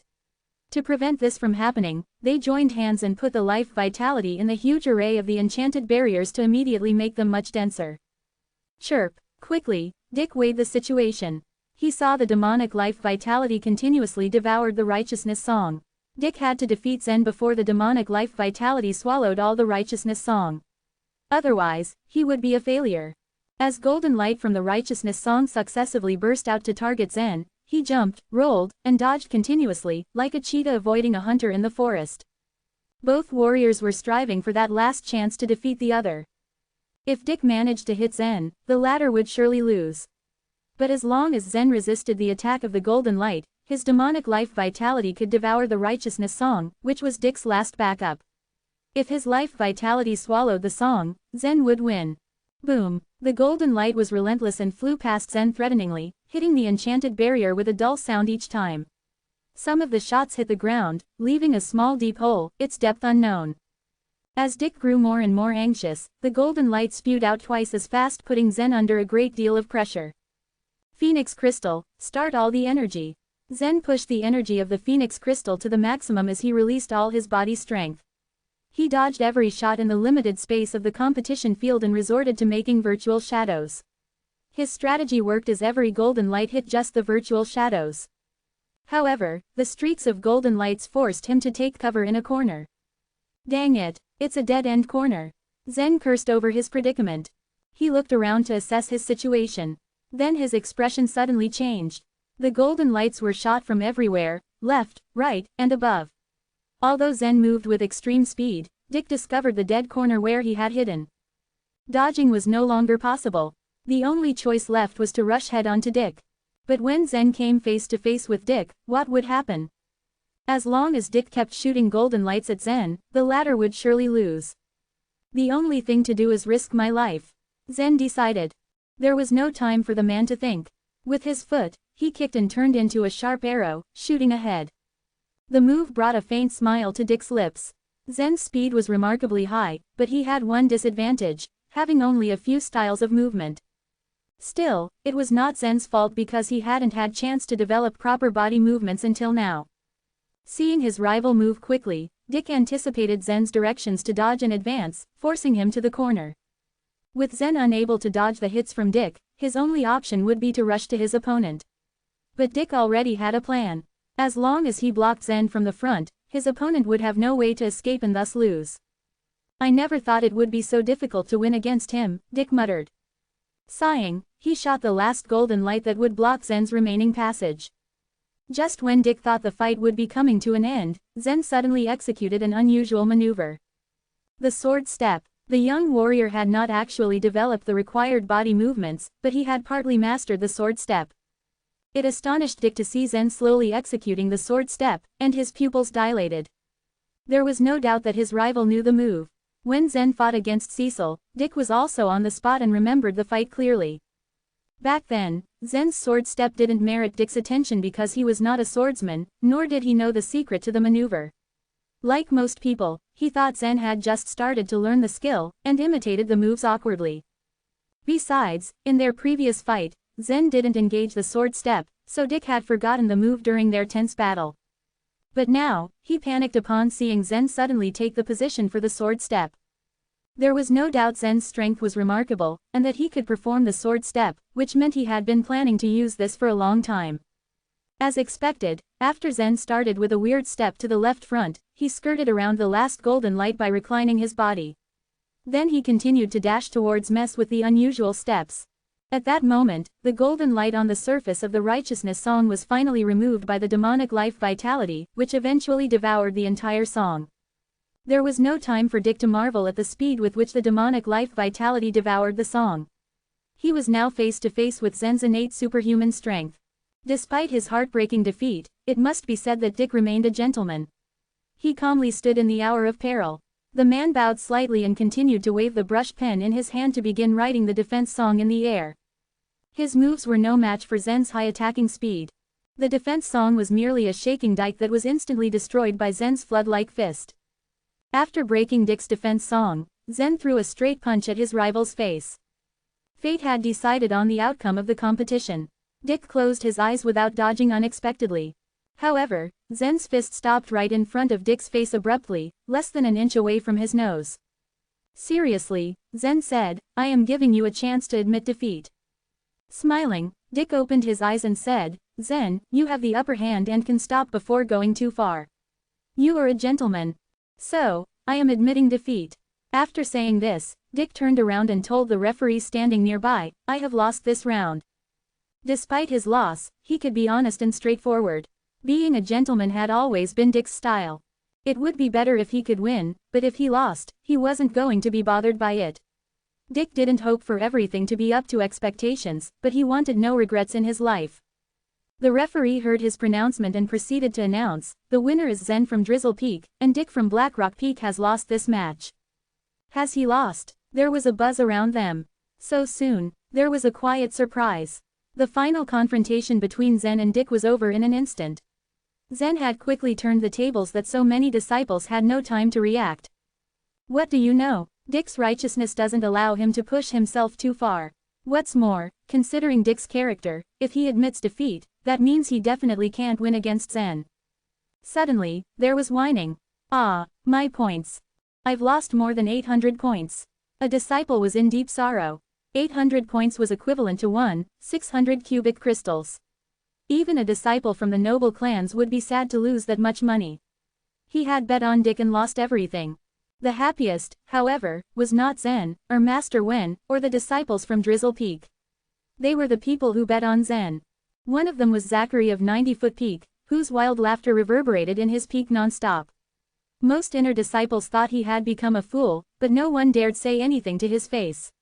After all, Zachary was very, very strong. He didn't join the All Peaks competition, but other than the ones who competed, he was the strongest among the spectators. No one knew that Zachary also thought he behaved like an idiot standing and laughing wildly, but he was so happy that he couldn't control himself. He had bet 1200 cubic crystals on Zen, and as a result, would make 9 times more than he put in. With Zen's victory, Zachary's total cubic crystals rose to more than 10,000, a vast amount of money that he never imagined before, which now gave him a great fortune. Every time he thought of his 10,000 cubic crystals, Zachary's heart would race and he would breathe quickly. Would he continue to bet on Zen? Now that Zen had defeated Dick, the odds following this competition would certainly go down. After all, this had been a tough fight and Zen proved his strength and ability. No banker would be stupid enough to offer Zen high odds. Otherwise, they would lose everything. Even if the odds were 1, 2, my 10,000 cubic crystals would double to 20,000, Zachary thought. That's 20,000 cubic crystals. His expression turned vicious. He would risk everything, Zachary decided, so he continued to bet 10,000 cubic crystals on Zen. Chapter 248, The Legendary Jacques. Winning the competition against Dick was not easy for Zen. He didn't try his best during the fight and merely relied on the skills from the Heavenly Ogre Fist, so he was still fortunate to have won. The fighting effectiveness of the demonic phantom, one of the skills of the Heavenly Ogre Fist, was so surprisingly good that even Zen was startled by it. While he had planned to use it when he entered the next round of competition, fighting with someone of Dick's ability by depending only on corporeal body and absolute power was no guarantee for victory. As for the disciples of Drizzle Peak, while it came as a great surprise when Zen beat Dick, they were becoming numb to his victories because of his successive wins and his consistency in overthrowing their speculations. Thus, when Zen descended from the ring, Master Wen found himself at a loss for words appropriate and sincere enough to congratulate the warrior's astounding victory. Instead of platitudes, he only laughed, grabbed Zen by the shoulders, and said, "You're clearly the lucky star of Drizzle Peak." Perhaps, because of Zen's efforts alone, the fate of Drizzle Peak would completely change. From the last place among the 33 peaks, it might be able to jump to the front rank, much like Yan who, at that time, led the Lady Peak to surpass the other peaks all the way and pushed her team to the second place among the 33 peaks. With Zen's victories, none of the disciples of Drizzle Peak doubted his strength. Dick was a completely different warrior from Cecil, whom Zen fought previously. While also a powerful warrior of the illuminating soul realm, Cecil was a relatively weaker one. How did he differ from Dick? Dick was the top disciple of Blackrock Peak. And it was this team that ranked second among the 33 peaks. Beating Dick in the competition was an indication that Zen had the strength and power to make the top ranking among inner disciples of the Cloud sect. Despite his achievements, there were still those who doubted Zen. Maybe Dick allowed Zen to win on purpose, one disciple proposed. He was among those unwilling to acknowledge Zen's victory. But as soon as he uttered the words, a large group of people cast disdainful glances at him and thought of the disciple as an idiot. How could Dick even do that on purpose? And just supposing he lost deliberately, how could the warrior be stupid enough to lose to a disciple whose nature level was merely at the second grade? It just was not possible. Plus, Dick was practicing the art of righteousness. It was quite unthinkable for him to deliberately let Zen beat him and accept his defeat in front of a very large audience. Besides, Dick even used his strongest and deadly skill, the righteousness song, but still couldn't defeat Zen. So, it was not hard to imagine how powerful Zen was. After several rounds of competition, the group tournament finally drew to a close.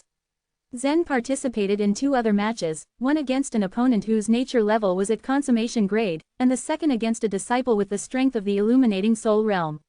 Without any suspense, both parties chose to admit defeat directly, and actually they didn't even start the fight. These two opponents were smart enough not to tangle with Zen. Are you kidding me? Even Dick couldn't defeat him. If I competed against him, I would certainly suffer a crushing defeat. Such similar thoughts crossed both their minds. Besides, if it was an encounter with Dick, they would directly admit defeat. So with Zen, Dick's conqueror, who was much stronger, they opted to concede immediately. At the end of the group competitions, more than 600 disciples were eliminated. Of those who made the cut, the number was fewer than 200. The next round was a round-robin competition. Rules of the round-robin phase were similar to those of the group competition. The main difference, however, was that at this stage, personal disciples would participate in it. The strength of personal disciples had always been a legend in the Cloud sect. Records showed that in a good number of all peaks competitions organized by Cloud sect, personal disciples almost often took the first place.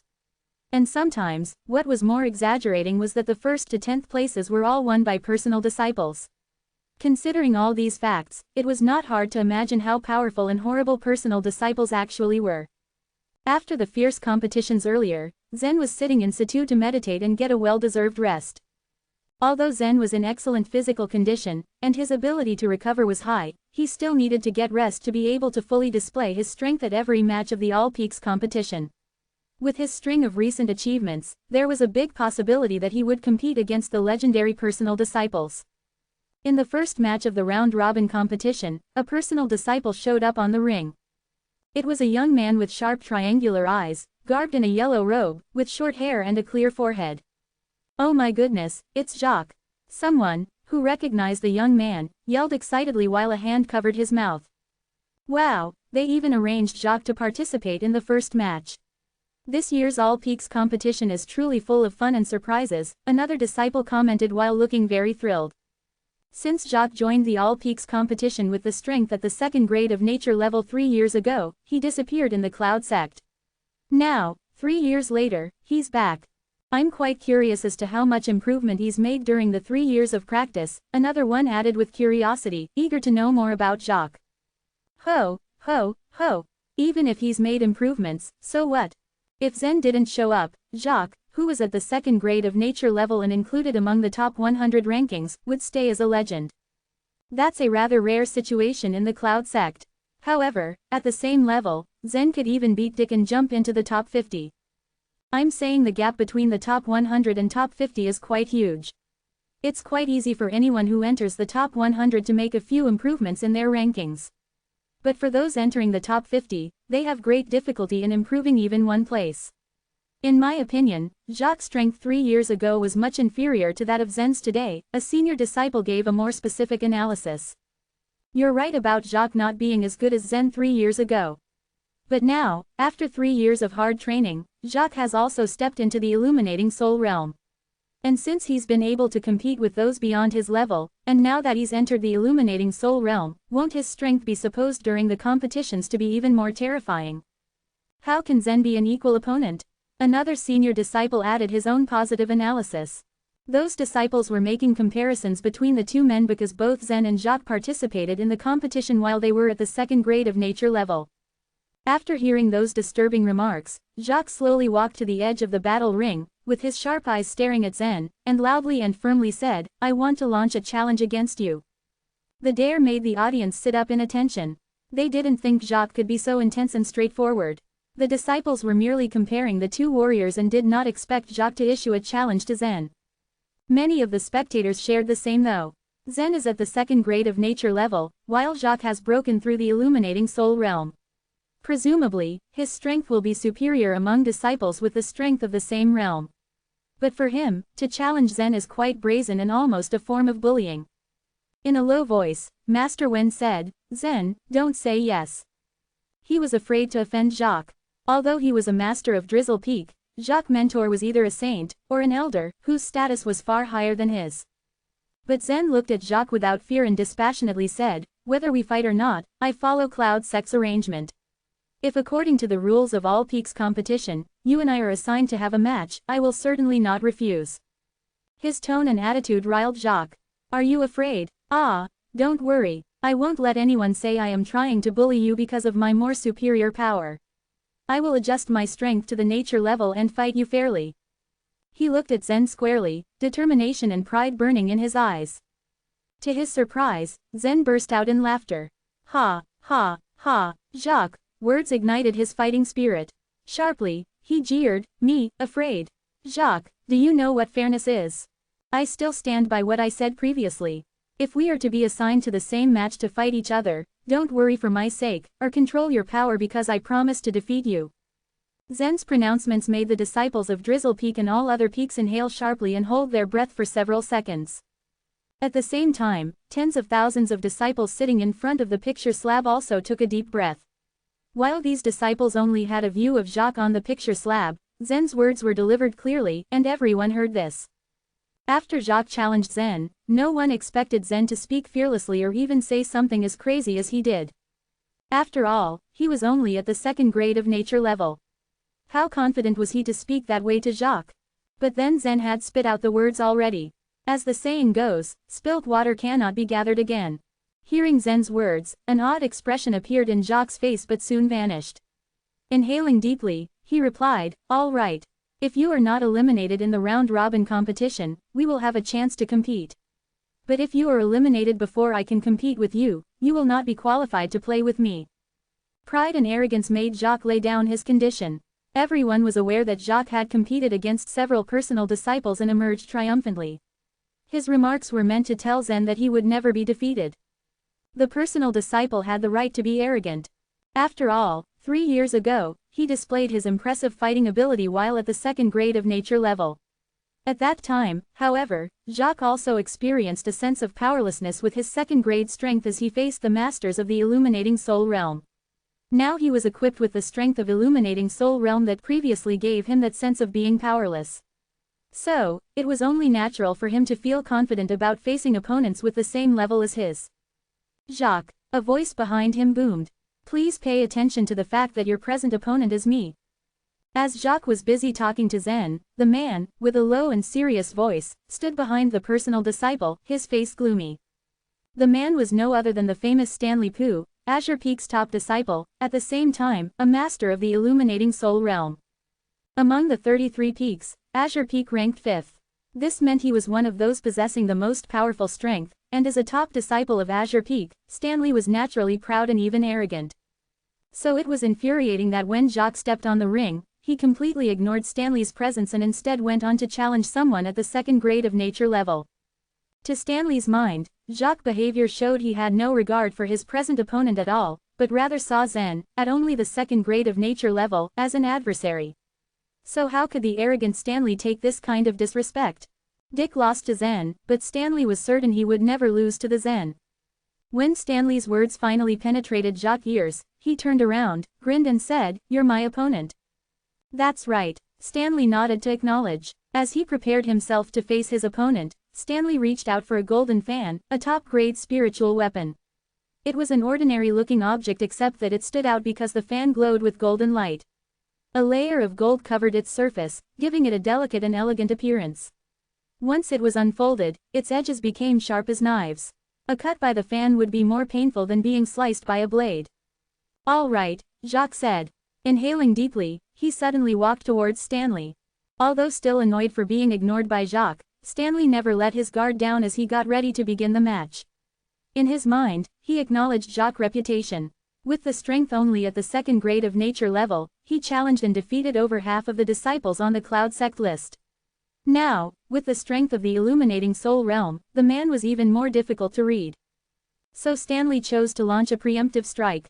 By tossing his gold fan lightly, he completely unfolded the fan, enabling him to wave it around him randomly.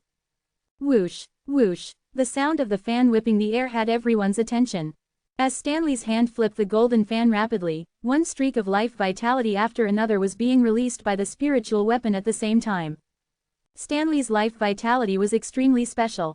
He would always think of something very sharp so the life vitality pulled out by the golden fan did not transform into a particular object. Instead, it released a kind of gold thread as thin and fine as a hair strand. Had it not reflected a little golden light under the sun, it would have been hardly visible to the naked eye. Like everyone else, Zen had his eyes wide open and glued to the battle ring, watching the match unfold. Once before, he experienced a similar attack. It was at the trial of Bloody Mountain, where Ryan used his spiritual weapon to draw out a kind of indestructible line of energy. During that test, Zen suffered scratches all over his body from the thin lines of energy that struck him.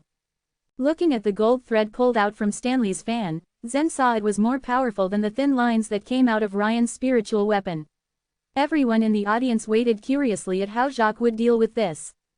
And just as they began thinking of how the personal disciple would deal with the attack, Jacques simply walked towards the gold threads coming from Stanley's fan.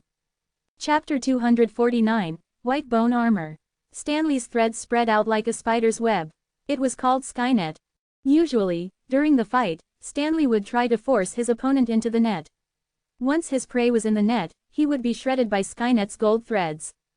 It would be a ghastly, bloody scene.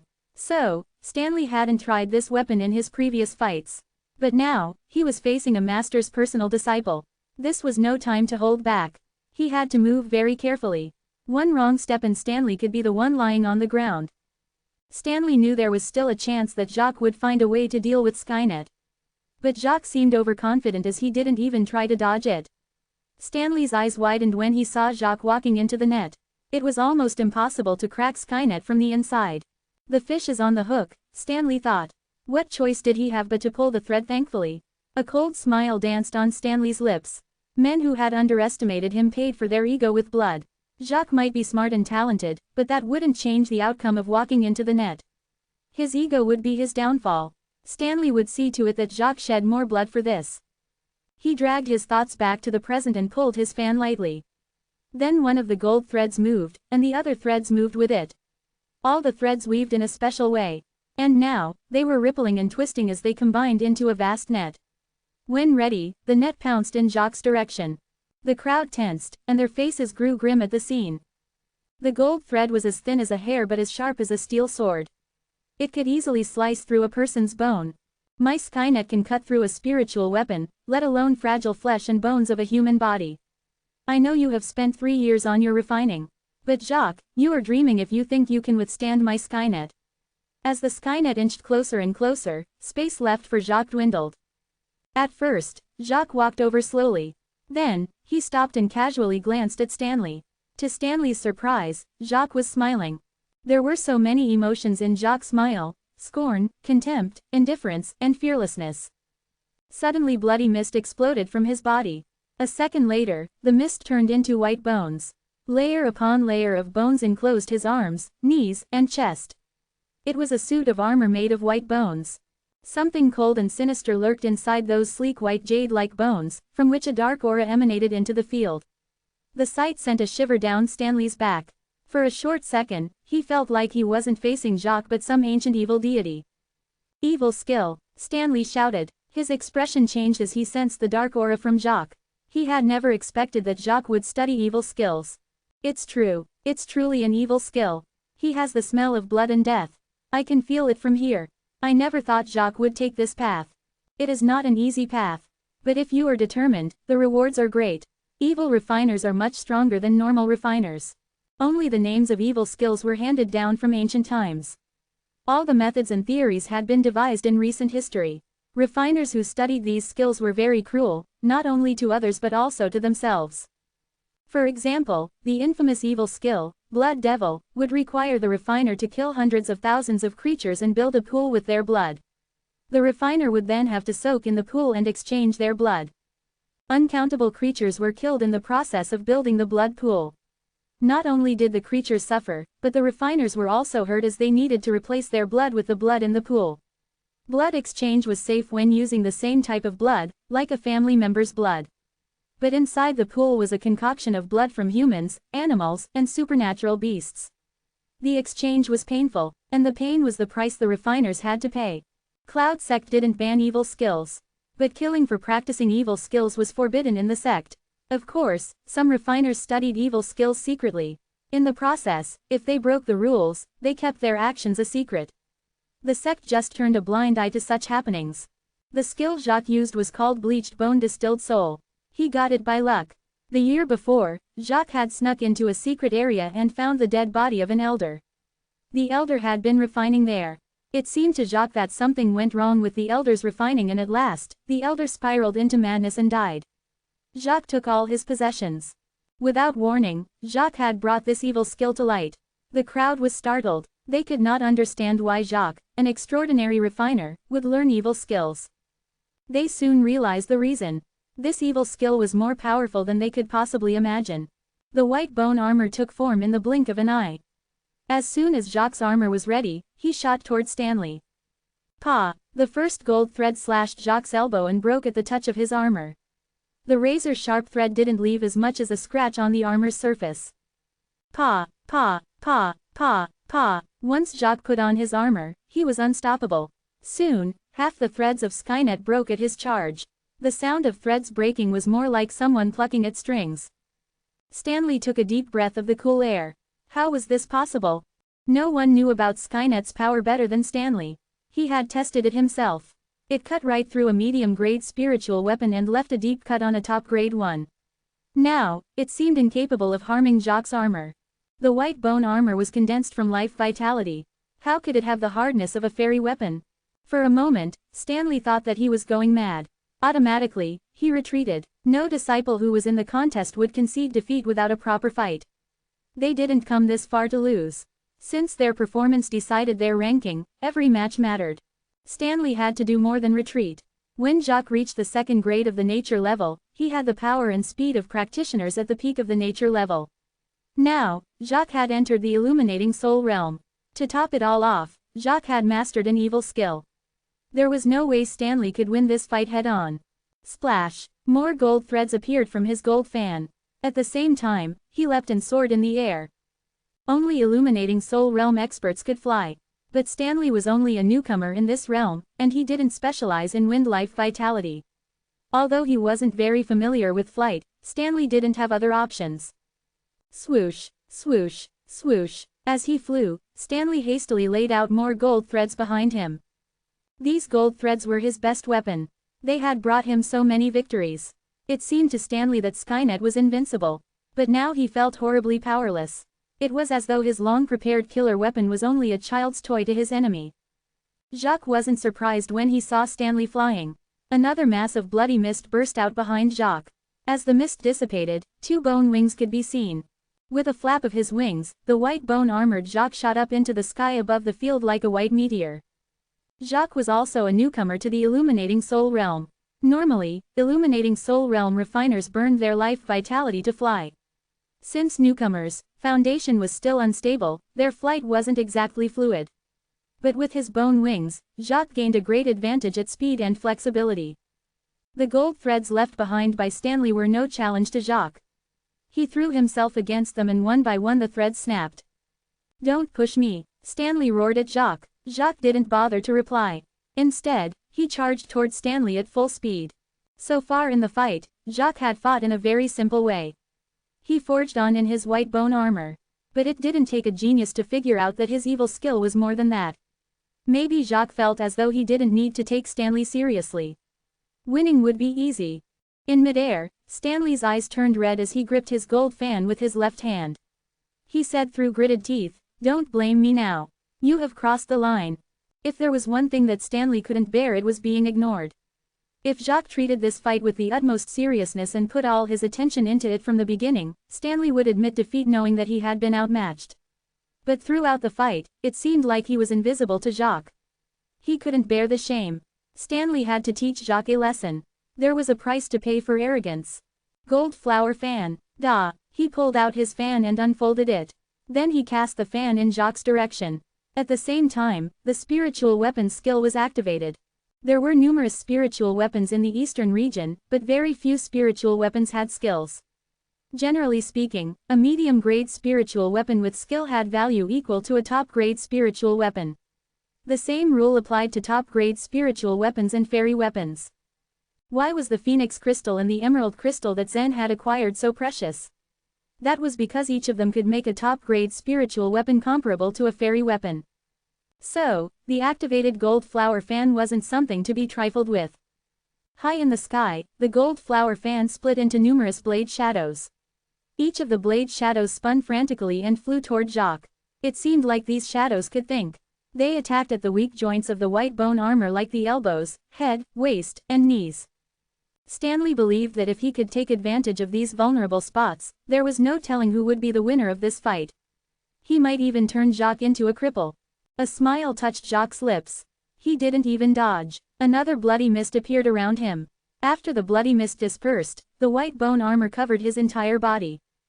This scene brought a bitter taste to Stanley's mouth. Jacques had every reason to despise him. And there was nothing Stanley could do to deal with this white bone armor. As long as Jacques stayed in his armor, he was unbeatable. As he thought about this, Jacques slammed into Stanley. In the next instant, everything went black. He knew nothing after that. Chapter 250, Extremely Arrogant. The competition between Jacques and Stanley wasn't so thrilling. Most of it was pretty boring since Jacques was overwhelmingly superior to Stanley in every aspect and dominated him every step of the showdown. There was little Stanley could do to protect himself against Jacques. However, that did not mean that the elites of all the 33 peaks and all the personal disciples present ignored the fight. Instead, they observed it carefully. It was worth noting though, that the majority of them focused their attention on Jacques and did not care what happened to Stanley. 3 years ago, Jacques had become one of the top 100 warriors when he was just at grade 2 of the nature level, landing him in the list of legends of the Cloud sect. Although Zen had already broken his record now, no one dared to ignore Jacques and his strength. Moreover, Jacques had retreated to practice for 3 years and he was at the illuminating soul realm at present. No one had seen him fighting over the 3 years, and no one knew how powerful he was now. That was the reason why those elites and personal disciples paid a lot attention to Jacques, who was one of their potential opponents. Unfortunately, Stanley was defeated so fast that Jacques only had a chance to show off his incomparably sturdy armor. But the set of white bone armor he was wearing was already strong enough to attract all elites and personal disciples' attention. Its defensive ability was comparable to a common fairy weapon, which could resist almost all damage inflicted upon it. Jacques, hidden and protected in the armor, could definitely win the competition, especially considering the fact that if the white bone armor couldn't be broken by his opponent, then there was no way to inflict damage directly upon him. Zen, standing outside the battlefield, also paid attention to Jacques all the time, but he believed that he had a few countermeasures in his pocket to attack the white bone armor. Though the armor looked completely impenetrable, there were means such as the soul attack and flying knife which could break it. He was thinking that the flying knife with its sharp and penetrative tip might be strong enough to crack the white bone armor. There was also the rather strong fear and belief that the white bone armor wasn't Jacques' only ace in the hole. The only way to learn more about Jacques was in a fight itself. Zen knew it wasn't easy to climb to the head of the list in the All Peaks competition. Jacques wasn't necessarily the strongest of the personal disciples, but was already too powerful to be defeated easily. In addition, he had to compete with all the elite contestants from every single peak if he wanted to be the first. Even though it was extremely difficult to compete with those disciples of great power, Zen was utterly indomitable. And instead of being the least afraid, he was immersed in a contradictory state of mind that was both exciting and calm. The thrill of the chase helped enhance his sense of fighting and kept him excited, and the calmness he possessed could help him assess his opponents clearly. Only when he was calm could he win a fight easily. The round-robin competition came one after another. Due to the participation of personal disciples this time, the round-robin phase was several times fiercer than the group phase. The contest between elites from every peak in the personal disciples was known to be one of the most wonderful and terrible attractions. In the Cloud sect, the status of the personal disciples was undoubtedly much higher than anyone else present. However, only a few lucky ones who were chosen by the elders and saints of the Cloud sect had the chance to become their personal disciples. And since it was considered bad form, they didn't show their discontentment on the surface, but in reality, they were always resentful of the personal disciples. Personal disciple. So what? Even the normal disciples of our 33 peaks can also punch your shining teeth through the back of your skull. Doesn't matter that we don't have personal teachers, we are undefeatable. The other disciples always thought in their mind. Therefore, the vast majority of disciples hoped that the personal disciples would lose in the competitions. Unfortunately, these personal disciples were always superior to the inner disciples, and it was really tough for even the elites to stay in a fight with them and beat them. In the previous 4 competitions, 3 elite inner disciples had been defeated badly by these personal disciples. When it was the time for the 5th competition, the referee announced, Zen from the Drizzle Peak against the personal disciple, Vale. Vale. Zen's brows frowned tightly as soon as he heard the name. Vale. Vale had tried to force Zen to kneel down to him with great power on the day he had gone to Mountain. However, Zen had taken advantage of the strength of the dragon scales and his strong physical body to hold the pressure, and the heavenly ogre fist had burst upon him under that enormous pressure. But even if Zen had comprehended the heavenly ogre fist at that time, he was no match for Vale at all. It wasn't to be forgotten that Vale had reached the illuminating soul realm at that time and Zen wasn't even a nature creature. Fortunately, Aura had come to help Zen out of danger in time, otherwise his fate wasn't hard to imagine. That was only one of the reasons why Zen was angry. What made him even more annoyed was that Vale didn't want to beat him but actually wanted to be together with his sister, Yan. Zen gradually unlocked his frowned brows at this thought and assigned a cold look to his face instead. He had never worn such an expression on his face ever since taking part in the All Peaks competition. Standing next to Zen, both Master Wen and Yehudi noticed that Zen didn't look good. After being together with Zen for a while, they now knew clearly Zen would never look cold no matter how strong his opponent was, and he would never concede the competition to anyone, not even the personal disciples. So, they guessed that there was something behind Zen's change of expression. "Are you okay, Zen?" Yehudi asked carefully. With a brilliant smile on his face, Zen replied, "I'm fine. I'm just in a bad mood, and I want to kick someone's rear right now." "Kick someone's rear?" Yehudi repeated and gave a gasp of surprise at what he had just heard. He then turned around and looked at the empty battlefield. It seemed that Zen's opponent hadn't come out yet. "Yes," Zen replied in a firm tone. Keeping cold expression of his face constantly, Zen walked towards the battlefield step by step. Vale wasn't at the scene of the All Peaks competition, and he didn't show up until it was his turn to fight. After the cheers had died down, suddenly, there was a young man standing and walking in the air step by step, with both hands on his back. It seemed that there were some transparent stairs in the air so that Vale could step on them. And every time he took a step, a lotus flower bloomed right under his foot. Steps with lotus flowers. Those lotus flowers made Vale look gentle and aristocratic. Showing off indeed. A great number of inner disciples were amazed at what they saw when Vale walked on the lotus flowers. Although most of them knew clearly that it wasn't difficult for him to do so since he had reached the illuminating soul realm, but the great power and presence when he stepped on the lotus flowers shocked everyone anyhow. Amid the shock, a long scream was heard from the many female disciples of the Lady Peak. Vale's appearance had produced a kind of galvanization on the battlefield. Sitting in the group of personal disciples, Tracy Mo pouted and sneered with a cold smile on her face. "What a disgusting man. What does he think of himself, a prince or something? Why does he always show up like this?" After hearing Tracy's words, Patrick, who was sitting right next to her, joked, "So do you want to poke some holes on his body, Tracy?" "Of course I do. If I get a chance to compete with him on the battlefield, I am definitely going to poke more than a few big holes on his body. He's such a poser every time he shows up. I am going to leave him in such a state that he won't be able to pose anymore." Tracy replied resentfully, still pouting. Zen stood motionless on the battlefield. He kept silent as he looked up at Vale, who was coming down slowly in the air. After he had stepped down on the battlefield, Vale greeted him with a smile on his lips. "How do you do, Zen? It's beyond my expectation that you can take part in the All Peaks competition in such a short time.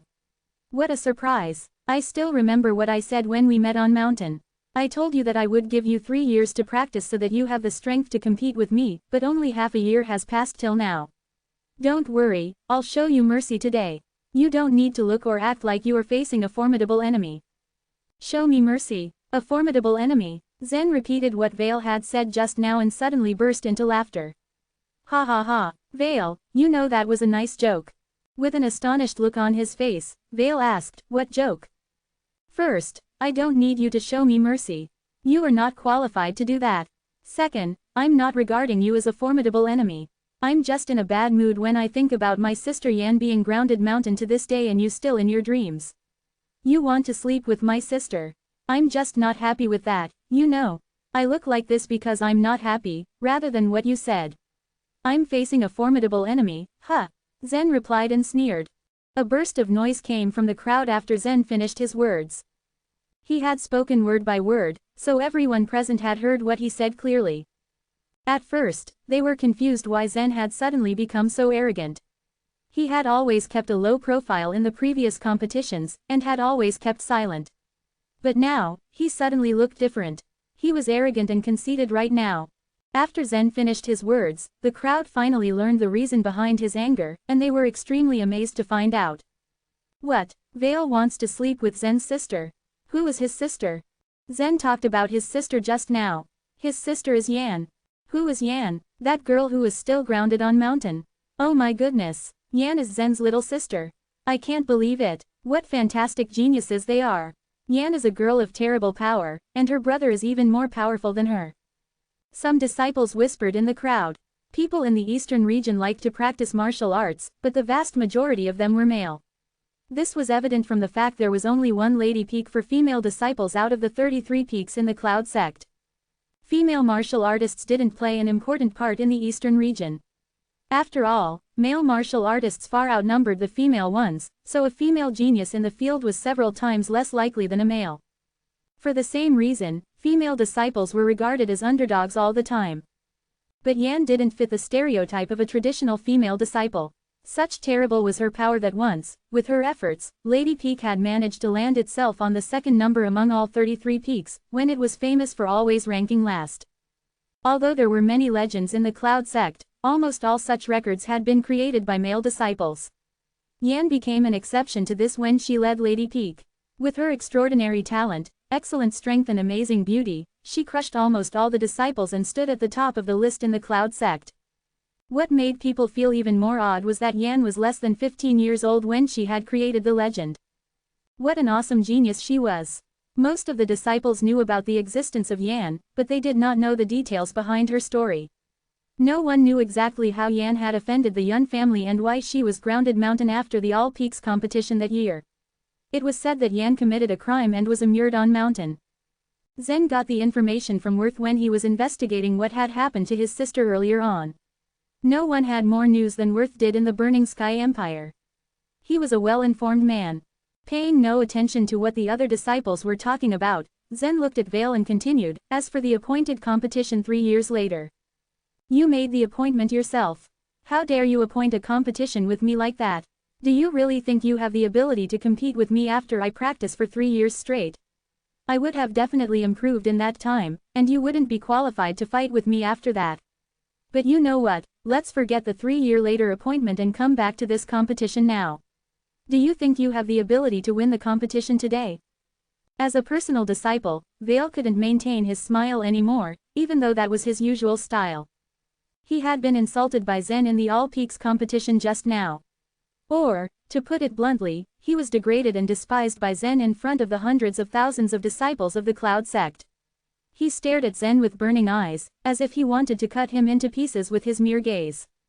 Good. That's very good. There is a saying that the younger generation will surpass the older. That's great. Chapter 251, A Surprise for Kenneth. Younger generation? Are you kidding me? Vale, you're only a little older than me. You may have reached the illuminating soul realm earlier than I do, but it doesn't mean you're more powerful than me. How dare you call me younger generation? Zen snorted. The participants of the All Peaks competition were shocked when they had known that Zen might be Yan's elder brother. When they heard the conversation between Zen and Vale, they were even more surprised to see Zen's attitude toward Vale. Zen had shown great potential that made him the most powerful among the top disciples of the 33 peaks. As a practitioner at the second-grade nature level, it was a miracle for Zen to defeat Cecil.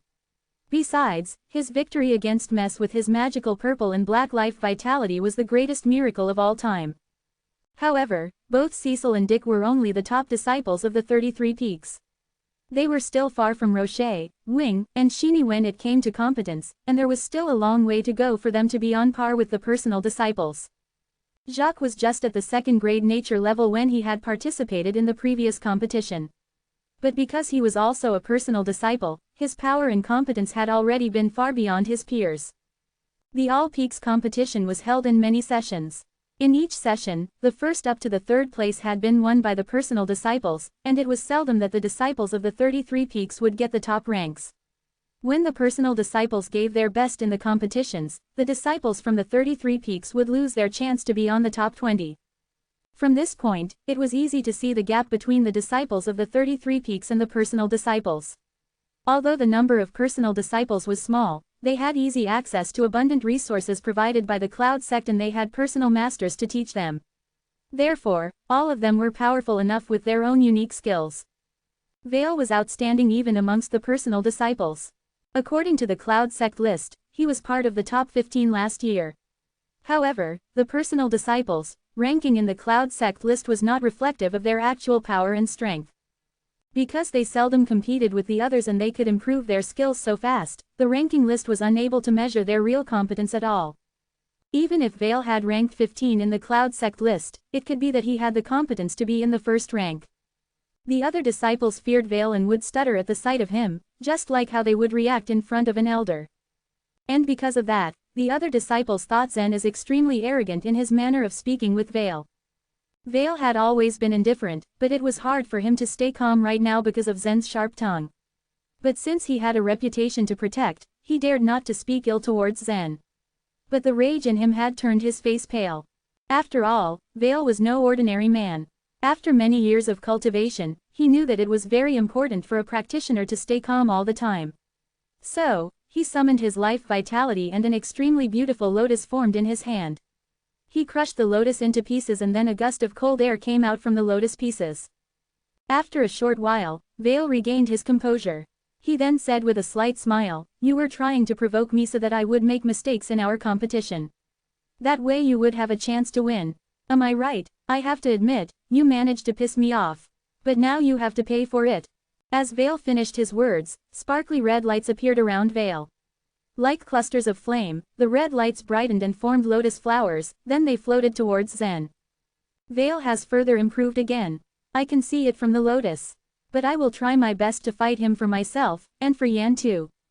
Zen thought. He summoned the 6 demonic phantoms which spiraled out from his behind. They hit towards the lotus with incredible speed and strength.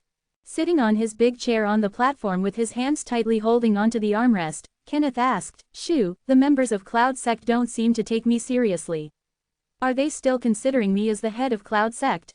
Elder Shu was surprised at Kenneth's question. He asked cautiously, "Your Grace, what makes you think that?"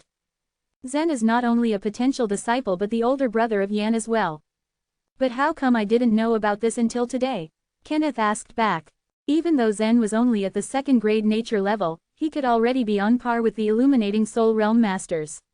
That meant he must be extremely talented, but Kenneth wondered why no one had ever mentioned Zen to him. He seldom appeared among the disciples, so it was no wonder he knew little about Zen. However, how could those elders, the saints and even the stewards of Cloud sect turn a blind eye to such a talented disciple?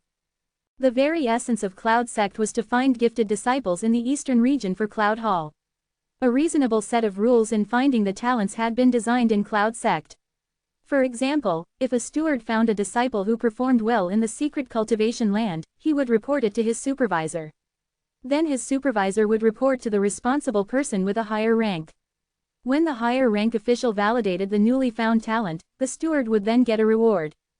Under the rules, the disciples generally had little chance to be missed out if they were performing well. Despite being a practitioner at the 2nd grade nature level, Zen had already defeated so many powerful disciples in the All Peaks competition. That was enough reason to prove that he was a gifted disciple.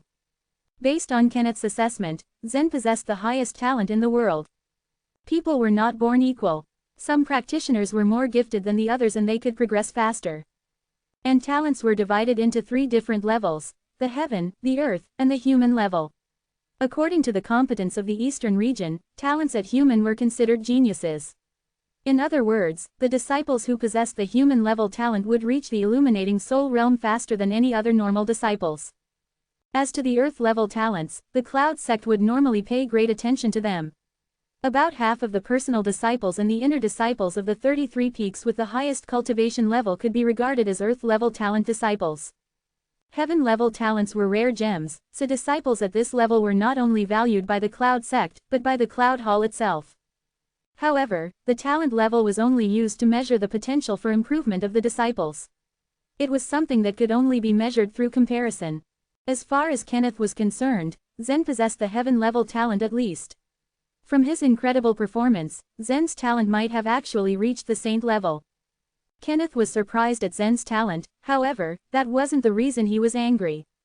What made him so angry was that no one had told him that Zen was Yan's older brother. Yan was important for Kenneth, so he wanted to know everything about her. But when no one told him about her brother becoming a disciple in Cloud Sect, Kenneth felt disregarded by the Cloud Sect. Maybe because it was Aura who took Zen to Drizzle Peak. Nobody dared to talk about Zen due to the special identity of Auras. Shu reasoned out after thinking for a while. Aura, is she the daughter of Cain? Kenneth asked with a frown. Shu nodded and answered, being Zen's master, Aura must have known how gifted Zen is. But I'm guessing that she deliberately did not report it to her supervisor. Shu, are you trying to defend the saints and the elders and putting the blame on Aura? As far as I know, she is only a master of Drizzle Peak. And even if she didn't want to report it, there could be others who would, and she can't do anything to stop them. I'm pretty sure that Zen has cultivated in some cultivation places. But why none of the stewards reported to me? I can't believe it, and I won't accept your reasoning. Find out what happened and report to me immediately. Arrange someone to check Zen's cultivation record in the past few months. I would like to ask those stewards if they have gone blind. Kenneth said angrily. Sensing the anger, Shu dared not to delay. He immediately dispatched someone to check on Zen's cultivation records. While Shu was busy calming Kenneth down, the competition in the battle ring became fiercer. The lotus flowers were blossoming and formed a stream of lotuses, then started rushing towards Zen. Each of the lotuses was about the same weight as 10 bronze cooking vessels, and once these lotuses clung to him, Zen would slow down immediately. This was becoming a disadvantage for him. At the moment, a homicidal intent of lotus summoned by Veil surrounded Zen. Veil tried to suppress Zen with the overwhelming homicidal intent of lotus. Does he think I could be easily suppressed? Dream on, Zen thought. The effect of Veil's homicidal intent of lotus on Zen started to diminish. Now Zen took the sword steps and kept moving around the battle ring as the 6 demonic phantoms he controlled knocked down the lotuses. Phew, phew, phew. With the incredible force of the demonic phantoms, the lotuses were crushed into pieces. Their petals scattered all over the ground, making the battle ring look like a mess. After a short moment, the petals transformed back as original vitality and disappeared in the air. By natural law, since these lotuses came from nature, they would eventually come back to nature in the form of original vitality. Although the demonic phantoms were powerful, Zen could only summon 6 of them for now. Veil, on the other hand, could summon hundreds of lotuses with just a wave of his hand. Most of the lotuses had been crushed by the demonic phantoms, but there were still a few that escaped from the gap between the demonic phantoms, and now they were chasing after Zen. Despite that, Zen wasn't afraid at all, because he could withstand the weight of the lotus from the beginning. And with that, he was more confident that he could absorb these lotuses with demonic life vitality. But to Zen's surprise, the moment the demonic life vitality he released touched the lotus, the color of the lotus suddenly changed from bright red to lurid red. Zen became more cautious at the sight of the color change. He abruptly stopped and stepped backward with extremely high speed. Chapter 252, Flower Picking Pointing. All Zen did in defense was to take a mere step backward. The lotus in the forefront burst abruptly, and with that burst, preternatural fire like a red lotus shot up in its place. The temperature of the preternatural fire was so high that it could have easily burned everything in the world. Even though Zen had jumped back in time to avoid the core of the explosion, the fire still affected him through heat and shockwave. He was pushed back about another 20 feet by the explosion of the lotus and hit the enchanted barrier heavily. I know that your life vitality is strange, and totally different from regular ones. You seem to have that weird capacity to engulf my lotus and win even against that move. Last time on Mountain, you have shown me your abilities. Did you honestly expect me to make the same mistake a second time? Veil remarked with a cold smile. Are you seriously under the delusion that you can defeat me only with your weird life vitality? Let me tell you this, you are daydreaming. I said that I would give you 3 years, and I agreed to do that because you weren't qualified to challenge me then, and you aren't qualified to do so now. Defeating you was a piece of cake for me then. Today as well, you are going to be defeated in a second. Veil continued his monologue. While he was talking, Veil had been calling out extra lotuses continuously. The lotuses collided with Zen's 6 demonic phantoms. And even though he himself was speaking slowly, his homicidal killing intent focused into the lotuses was growing stronger and stronger. Suddenly, amidst the ones fighting the phantoms, another lotus appeared and bloomed slowly in the middle of the fighting platform. These flowers Veil was calling out were normally as large as a man's hand, and bloomed in several different colors, with each color possessing its own different, unique feature and power. For example, the red lotus could afflict great damage by an explosion, and the icy lotus had an overwhelming capacity to freeze things. However, the one which had just appeared in the middle of the fighting court was totally different. It was white, and much larger than its fellow lotuses fighting the phantoms. The white lotus began to grow fast. It had started off smaller than a penny, and had reached the size of a fist, then it grew as large as a barrel. And after a while, it transformed itself into a huge white bloomer about 10 feet wide and 5 feet high. Veil smiled as he stared at Zen and walked casually on the huge white lotus step by step, without the least bit of effort showing up on his face. When he reached the center of the white lotus, his spirit suddenly grew 10 times higher than before. Now, he looked even more overwhelming and his aura seemed to have been multiplied. It seemed as if his spirit was bursting out and impressing others with his great power, as if it had turned into a substance that could be touched, instead of an abstract phenomenon. Clap, clap, clap. Several stone plates on the fighting platform were crushed into pieces by his spiritual force, as if they had been stamped on by numerous elephants. What the audience were witnessing was just the power that Veil's spirit possessed. Standing high in the middle of the white lotus, he looked much like an emperor. And the aura he gave whilst ascending atop the lotus was a reminder of a powerful ruler ascending onto his throne. To defeat you, I really don't need to do all this. But I want to show you just how puny you are, and force it deep into your mind. You should know that giving you 3 years was me thinking better of you than you deserve. You could develop a lot in that time. But don't forget that I also make progress every day. You will never defeat me in 3 years, or even in 30 years. Veil looked down at Zen while he was making his speech. The stones which were used to build the fighting court were specially made, and there was a magical strengthening force to make them even harder than regular stone. Although they looked normal, their strength and tensile strength was more than that of several metals. Crushing the stone into pieces meant the enchanted barrier of the fighting court had been crushed as well. The audience were totally awed to see that Veil had managed to destroy the barrier of the fighting court. Under this huge force, Zen felt that his body had become several times heavier than usual. The gravity he felt was even greater than that on the Great Gravity Road where he took the initial exam. It's only a few dozens of times heavier than ordinary gravity. You are such an arrogant cock. I think I should conquer your array first. Zen replied coldly. Following his intention, over 100 dragon scales in his body turned bright suddenly. At this moment, his force increased to an extent close to water bursting out from a dam. With this huge force, Zen rushed towards Veil against the gravity he had called. Is this tiny amount all the gravity you can muster? Zen chided him. Veil smiled but didn't reply. Slowly, he raised his hand and one of his fingers pointed towards Zen gently. Flower picking, pointing with one finger. With his motion, all the gravity of the fighting court disappeared and Zen felt as if all of it had been focused on him. At Veil's command, the gravity inside the fighting court had been gathered into one point together and put on Zen's body. That essentially meant that the gravity he was already experiencing had been multiplied by Veil by 100 times more. Boom! Zen's body fell onto the ground heavily, much like a mountain sunk in an earthquake. He was forced to fall on the fighting court, and a deep crater appeared beneath his body due to his great weight, increased by Veil, making him unable to move. Veil shook his head and said, I can stop you from standing up only by using gravitational force. You are even not strong enough for me to have to use my weapon. Zen stood up from the crater and Veil, who was still standing in the middle of the white lotus, pointed at him again. And once more, Zen was pushed into the crater. All the disciples heard the booming thud again. The fight between Zen and Veil had attracted the attention of all the disciples of the Cloud sect, and they were paying more attention than that they had to pay to anything else. Veil is so powerful, but Zen has innate superhuman strength. We have seen how strong he was previously. But now Veil is using only one of his fingers and he has successfully pinned Zen in the crater. That guy isn't human, I am telling you. One disciple remarked in awe.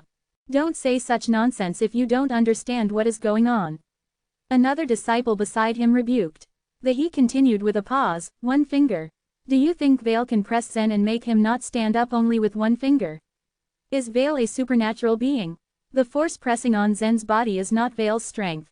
He is using the white lotus under his feet to change the gravity distribution of the fighting court. In other words, Zen has been pressed by the gravity of the whole fighting court.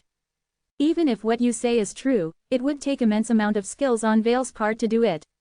Both of them are outstanding warriors. With his powerful strength, Zen can still stand up once again.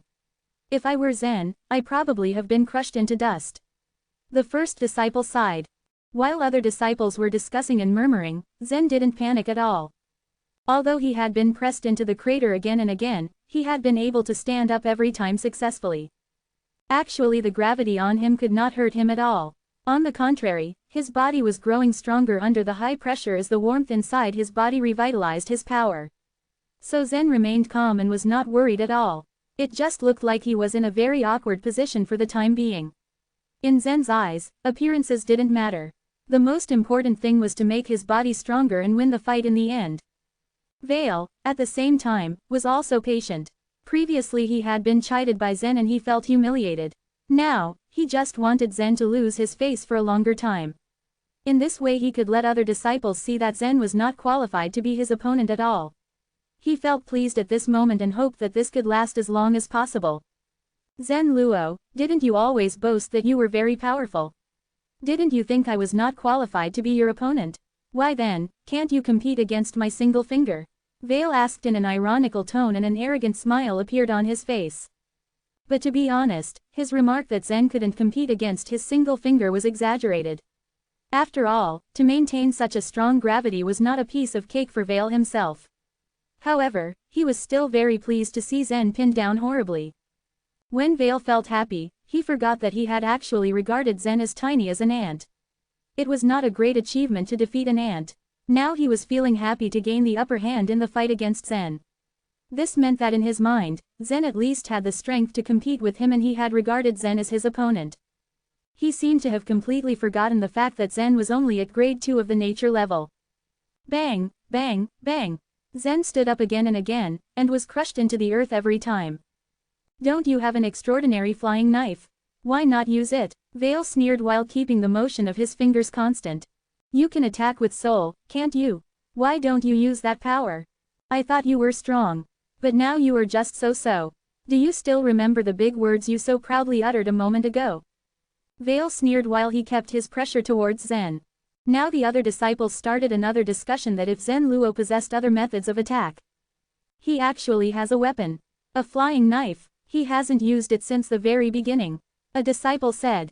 According to Vale, Zen seems to have the ability of attacking with soul. But attacking others' soul is a difficult skill even to a warrior at the illuminating soul realm, isn't it? How come Zen can do that? He is only at grade 2 of the nature level. Zen is really powerful beyond our imagination. A second disciple answered. Some disciples turned vigilant. If they could know the attacking method of Zen, they could do something in advance and get themselves ready for that attack once they had the chance to fight against Zen. Vale had said these things deliberately. He wanted to discover all the secrets that Zen had. He hated him for everything he had said just now. Being one of the most powerful personal disciples, how could he be scolded by an inner disciple like that? Even Wing and Shini dare not do that, let alone someone as puny as Zen. Zen walked out of the crater once again, and smiled. There wasn't a trace of panic on his face. You were right about one thing. I am not strong enough. But I am not as weak as you are. Did you just count on the gravity to defeat me? You will be surely disappointed. Zen bounded up to his feet, and at the same time he began to dodge and avoid Vale's finger, which was responsible for the gravity redistribution. Boom! Vale pointed with his finger again, but all he got was a disappearing Zen. The huge gravity made another crater in the ground, but it was in vain. Zen had moved faster than Vale could react. Vale couldn't believe what was happening. He pointed towards Zen again. And the same thing happened every time he did. Boom, boom, boom. As Vale pointed in different directions, the big craters appeared one after the other. Soon, the whole fighting court became completely uneven. Now, it looked more like a construction field than an arena.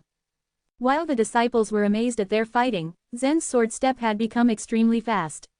But since he had hidden his sword intent, his sword step could not be used to attack his opponent like Rocher's. Vale was a stout opponent, but Zen had other powerful rivals too. On the way to the top of all peak competition, there would be more than one tough competitors for him, so he had to preserve his secrets to the last moment. Is that all you can do? Escape. You are a coward, Vale shouted to Zen. However, he didn't stop tracking Zen and still kept using his skill of flower picking pointing. But this time, just as he released the force by one finger, Zen suddenly became twice as fast as he already was. He jumped highly towards Veil, and the 6 demonic phantoms also ran at him. They had been waiting for a long time on the fighting platform. Zen, together with his 6 demonic phantoms, was trying to surround Veil in a circle. "Oh, I can do more than just running away." Zen finally graced Veil with a reply. In a mere second, Zen had arrived closely to Veil with a slight smile. His giant fist of life vitality suddenly formed and pushed towards Veil swiftly. Chapter 253, The Antique Gentleman's Sword. Seeing the demonic fist dashing towards him, Veil raised his eyebrows, and waved his hands to summon his own weapons. Hundreds of lotus flowers fluttered in front of him, products of his own martial skills. This was far from their first fight. At one point, Veil was attacked by Zen's fists on Hell Mountain. At that time Zen was just a half step into the nature level, but his fists helped even the odds. It was a reckless move, though. The little boy, a novice only a half step into the nature level, had the nerve to start a fight with him. Veil was stunned and bewildered. Why would Zen do such a thing? But still, he had to admit those fists were a pretty impressive feat, especially for one so young. When Zen was only half step into the nature level, he could use life energy to throw those powerful fists. Now that Zen stepped fully into the nature level, his life energy had been transformed into life vitality. So his fists were bound to be more compact, heavier and more powerful. Veil Wang was also a rare genius, and now he was the pride of the Wang family.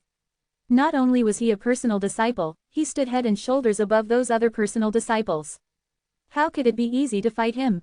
And he'd come up with a way to defend against Zen's heavenly ogre fist. The lotus flowers floating around him formed a triangle, and there was a big gap between any 2 of the 100 lotus blossoms. With his power, he sent the triangle rushing headlong at Zen's fists. The moment the fists met the lotus flowers, the phantoms began to devour the blossoms in the front row. Immediately, the gorgeous red, lotus arrangement was transformed by the demonic life vitality, one flower after another. In fact, in the previous competition between Zen and Dick, Zen had shown off the devouring power of his demonic life vitality. But, back then, most of the audience saw nothing out of the ordinary.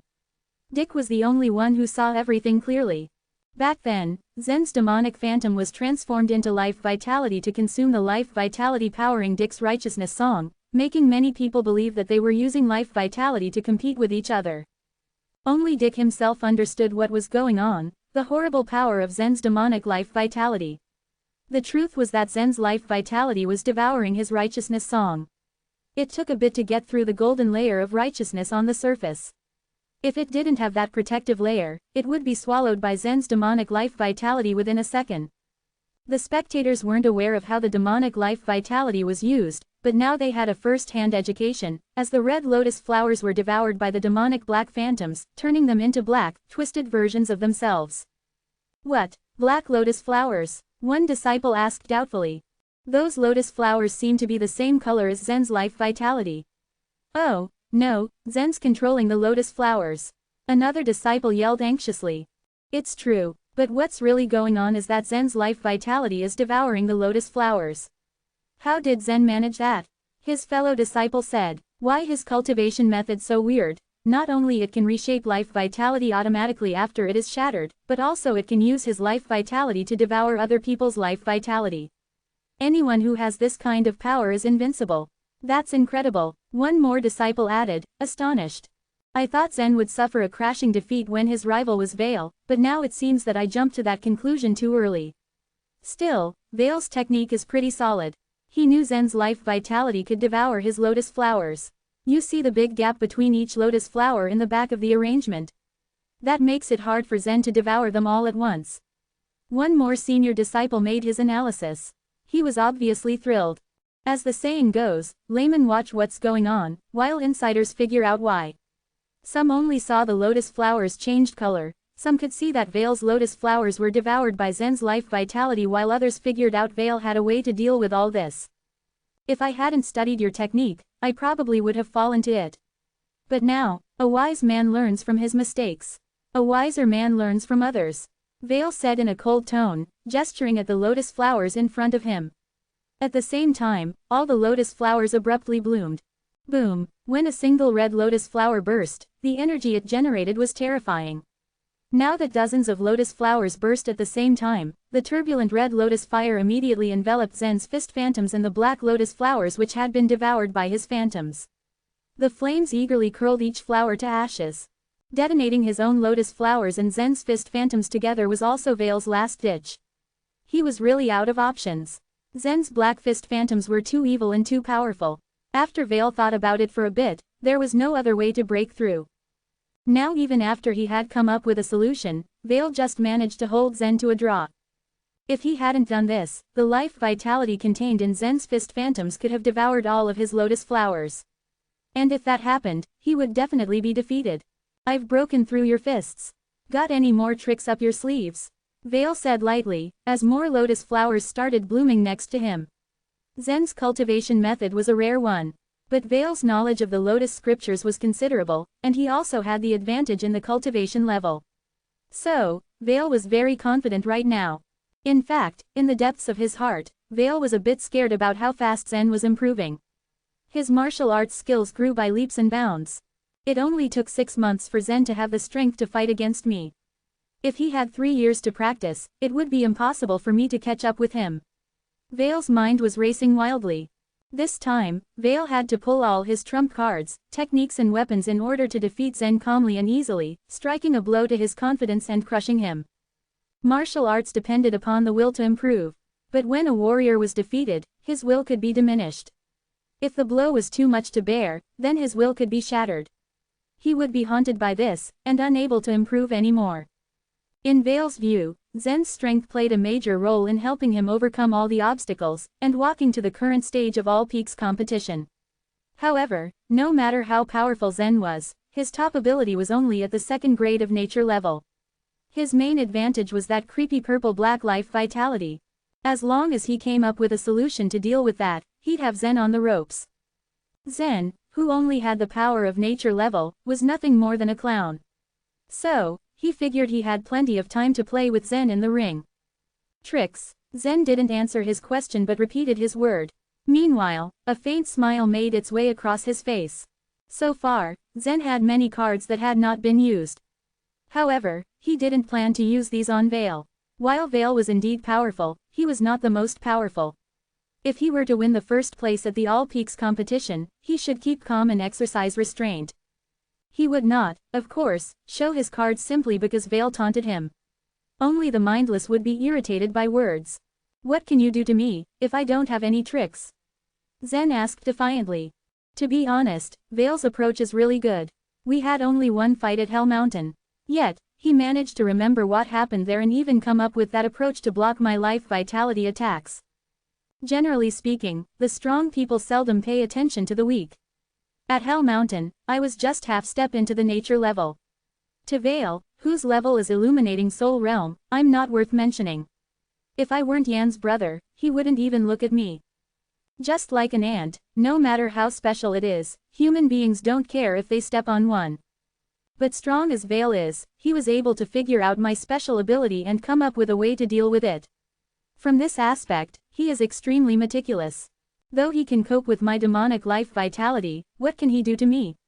So many thoughts had come to Zen's mind all at once. With Zen's perfect physical condition comparable to the strength of a medium-grade spiritual weapon, Veil could do nothing to him. Though the red lotus fire was quite lethal, and though it could bring real harm to Zen and even defeat him under the condition of the burning of life vitality, his demonic phantom was not weak, and shouldn't be regarded as a useless decoration. As for the supergravity which Veil created by using the murderous intent of Lotus, it could only keep Zen firmly on the ground but not harm him. From Veil's perspective, Zen was just a copper pea that he could not chew or shatter. What can I do to you? You really think you're invincible? I'll show you the difference between your power and mine, Veil said with a slight smile, drawing a sword from his sleeve. Veil's sword was special. Its body was only 2 fingers in width, but 3.6 feet in length. The long, narrow sword was also engraved with many simple and ancient lines, obviously an awesome and ancient sword. It was known as the gentleman's sword, a very popular sword in ancient times. In particular, high-ranking officials, emperors and generals all wore such a sword. The key to its beauty was its thinness. Yet, due to the extreme thinness, it could be easily snapped. Gradually, the gentleman's sword lost its popularity, and now everyone in the eastern region only regarded it as a useless decoration, fit more for a wall than a war. But not all gentlemen's swords were easily broken, and the elite gentleman's swords, made from top-of-the-line materials, could be fashioned into spiritual weapons and even fairy weapons. The gentleman's sword in the hand of Veil was such a fairy weapon, handed down from the ancient masters. Generation after generation kept it well. It was far more than just a charming, ancient sword, and its shining blade was still extremely sharp. When Veil held the sword, his whole vitality changed. Standing among the white lotus flowers earlier before, Veil had the aura of a domineering emperor looking down upon his subjects. But now, when he held the antique sword in his hand, it made him look like a resurrected emperor, looking down at the lands he ruled with great ambition and arrogance. "Wow, it's an antique fairy weapon. An antique fairy weapon," one disciple exclaimed. Recognizing Veil's sword, he was excited. "Oh, my goodness, he didn't dig up the grave of an ancient monarch, did he? How did he get that antique fairy weapon?" one of the disciples asked in a surprised tone. "I feel strong emanation of power. It's just a sword, but I can feel the great power of an ancient monarch. This antique fairy weapon is by no means an ordinary object. In ancient times, the owner of this sword must have been a strong master," one senior disciple said. Everyone was stunned by the gentleman's sword wielded by the hand of Veil. Chapter 254, Catching the Blade with Bare Hands. The Wong clan that Veil came from was a big clan, though it was not one of the top clans in the imperial capital. In terms of fortune, it was unable to compete with the top 7 noble clans. As such, the Wong clan was unable to buy an ancient fairy weapon for Veil. In fact, Veil obtained this ancient fairy weapon when he accidentally barged into a dust-laden imperial mausoleum. To secure this gentleman's sword, Veil surpassed the traps and tricks set inside the tomb and got chased by a band of human skeleton guards whose cultivation level could rival those at the illuminating soul realm. It was also true that Veil nearly died in the imperial mausoleum.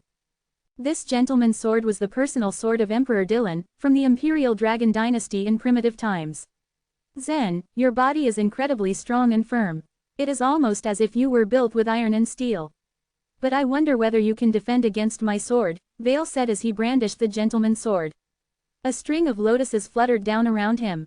Zen raised his brow as he stared at the gentleman's sword in Veil's hand. He never expected that Veil would have an ancient fairy weapon. Allegedly, in ancient times, weapon refiners could grasp the heavenly law more effortlessly than present-day refiners. Accordingly, earlier weapon refiners could easily become weapon refining masters. It was also said that weapon refining masters had an easier time when refining fairy weapons. Later, a drastic worldwide change occurred. The heavenly law became far more obscure, which made it more challenging for weapon refiners to refine fairy weapons. As to the nature of the change and why the heavenly law turned more abstruse, no one knew the answer. Therefore, ancient fairy weapons were more powerful than those produced in recent years.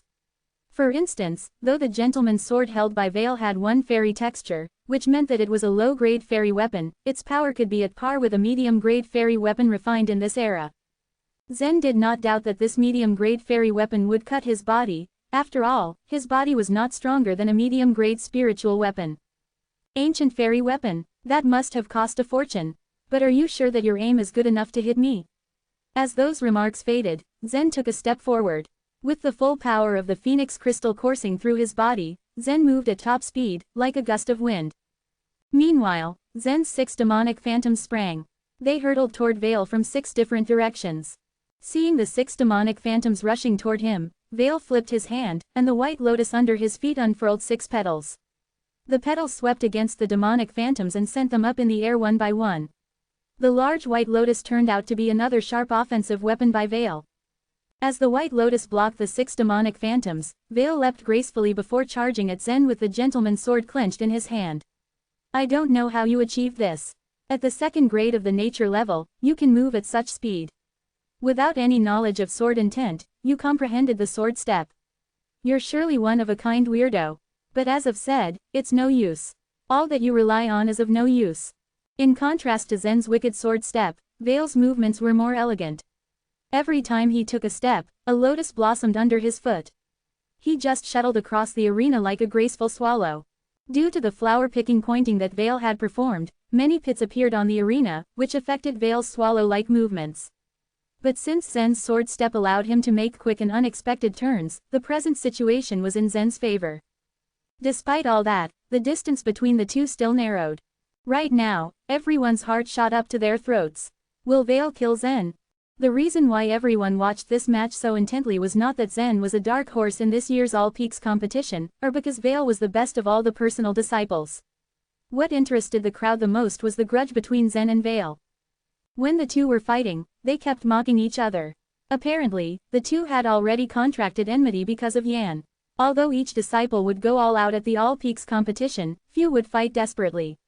Well, they all knew that when there is life, there is hope. It was indeed wonderful to participate in the All Peaks competition and obtain good marks. However, they did not think that winning at the expense of losing their lives was prudent. Nonetheless, the battle between these two gripped in hatred was different. Both Zen and Veil wanted to stomp the other and keep him subdued forever. Thus, the battle was far more violent than previous ones. Judging by the current circumstance, it seemed that each step Zen took was tightly blocked by Veil, who was now at an absolute advantage. In such a case, Zen had only two choices. He would have to admit defeat or be killed by Veil. Anyway, the ancient fairy weapon in Veil's hand was not designed for chopping vegetables. At this scene, Elder Shu edged towards Kenneth and asked, "Your Grace, will you help Zen?" The All Peaks competition was the most authoritative martial arts contest in Cloud Sect. It was devised to test the levels of its disciples. Hence, the rules of the All Peaks competition were rigid and harsh. For example, earlier when Mac was attacking and even torturing Yehudi, as long as Yehudi did not yield, the referee would not intervene. Also, when Veil nearly demolished the entire arena with his flower-picking pointing, the referee still did not step in, or suspend the match to repair the arena. In normal cases, even Kenneth would not interfere in any ongoing battle during the All Peaks competition for the sake of his own business. But Shu knew what Kenneth was thinking. From Kenneth's perspective, Zen was undoubtedly a talent worth further cultivation and education. And he had given Zen a lot of care and high praises, which was not Kenneth's usual style. He always seemed indifferent about the sex affairs. At this point, Veil was wielding the gentleman's sword and trying to kill Zen. If Zen were unique, it would be a huge pity to let Veil destroy him. Kenneth locked his eyes on Zen, furrowed his brows, and answered, "No need. Although this kid has been chased everywhere by Veil, do you see any trace of panic on his face? I guess this kid has a card under his sleeve." Elder Shu turned toward Zen. He found that Zen was still very composed. In fact, he was zigzagging with his peculiar sword step and seemed quite unflustered. But that only proves that Zen is a sedate guy who can stay calm when in peril. However, it doesn't mean Zen has no fear of Veil's sword. In Elder Shu's opinion, Zen was a spent arrow, and he had no more chances to strike back. If no one interferes in the match, in perhaps a few minutes, Zen will be beheaded by Veil. But based on the leader's behavior, it seems that he has no intention to come forward. If so, what else can an elder like I say? At this moment, Veil was inching closer and closer to Zen. When the distance was reduced to a certain degree, Veil's graceful figure landed on the ground again. A lotus bloomed after he lightly touched the earth with his toe. At the same time, the gentleman's sword in his hand swung toward Zen. This attack was not directed at any of Zen's vital parts. It seemed as though Veil was aiming for one of Zen's hands. The power of this ancient fairy weapon was extremely overbearing. Although the domineering air dispersed from the gentleman's sword was not commensurate to the appearance of the sword, it would not affect its power. An ancient fairy weapon could not only slice clean through iron as though it were mud, but also spiritual weapons, which would be as easy as dicing vegetables. Predictably, even if Zen's body could match that of a spiritual weapon, he would still be hacked in half when the sword hit him. Just as Veil launched this attack, Zen slid sideways as if he had a pair of eyes on the back side of his head. The movement allowed Zen to shift his shoulder an inch away, thus helping him to dodge the attack successfully.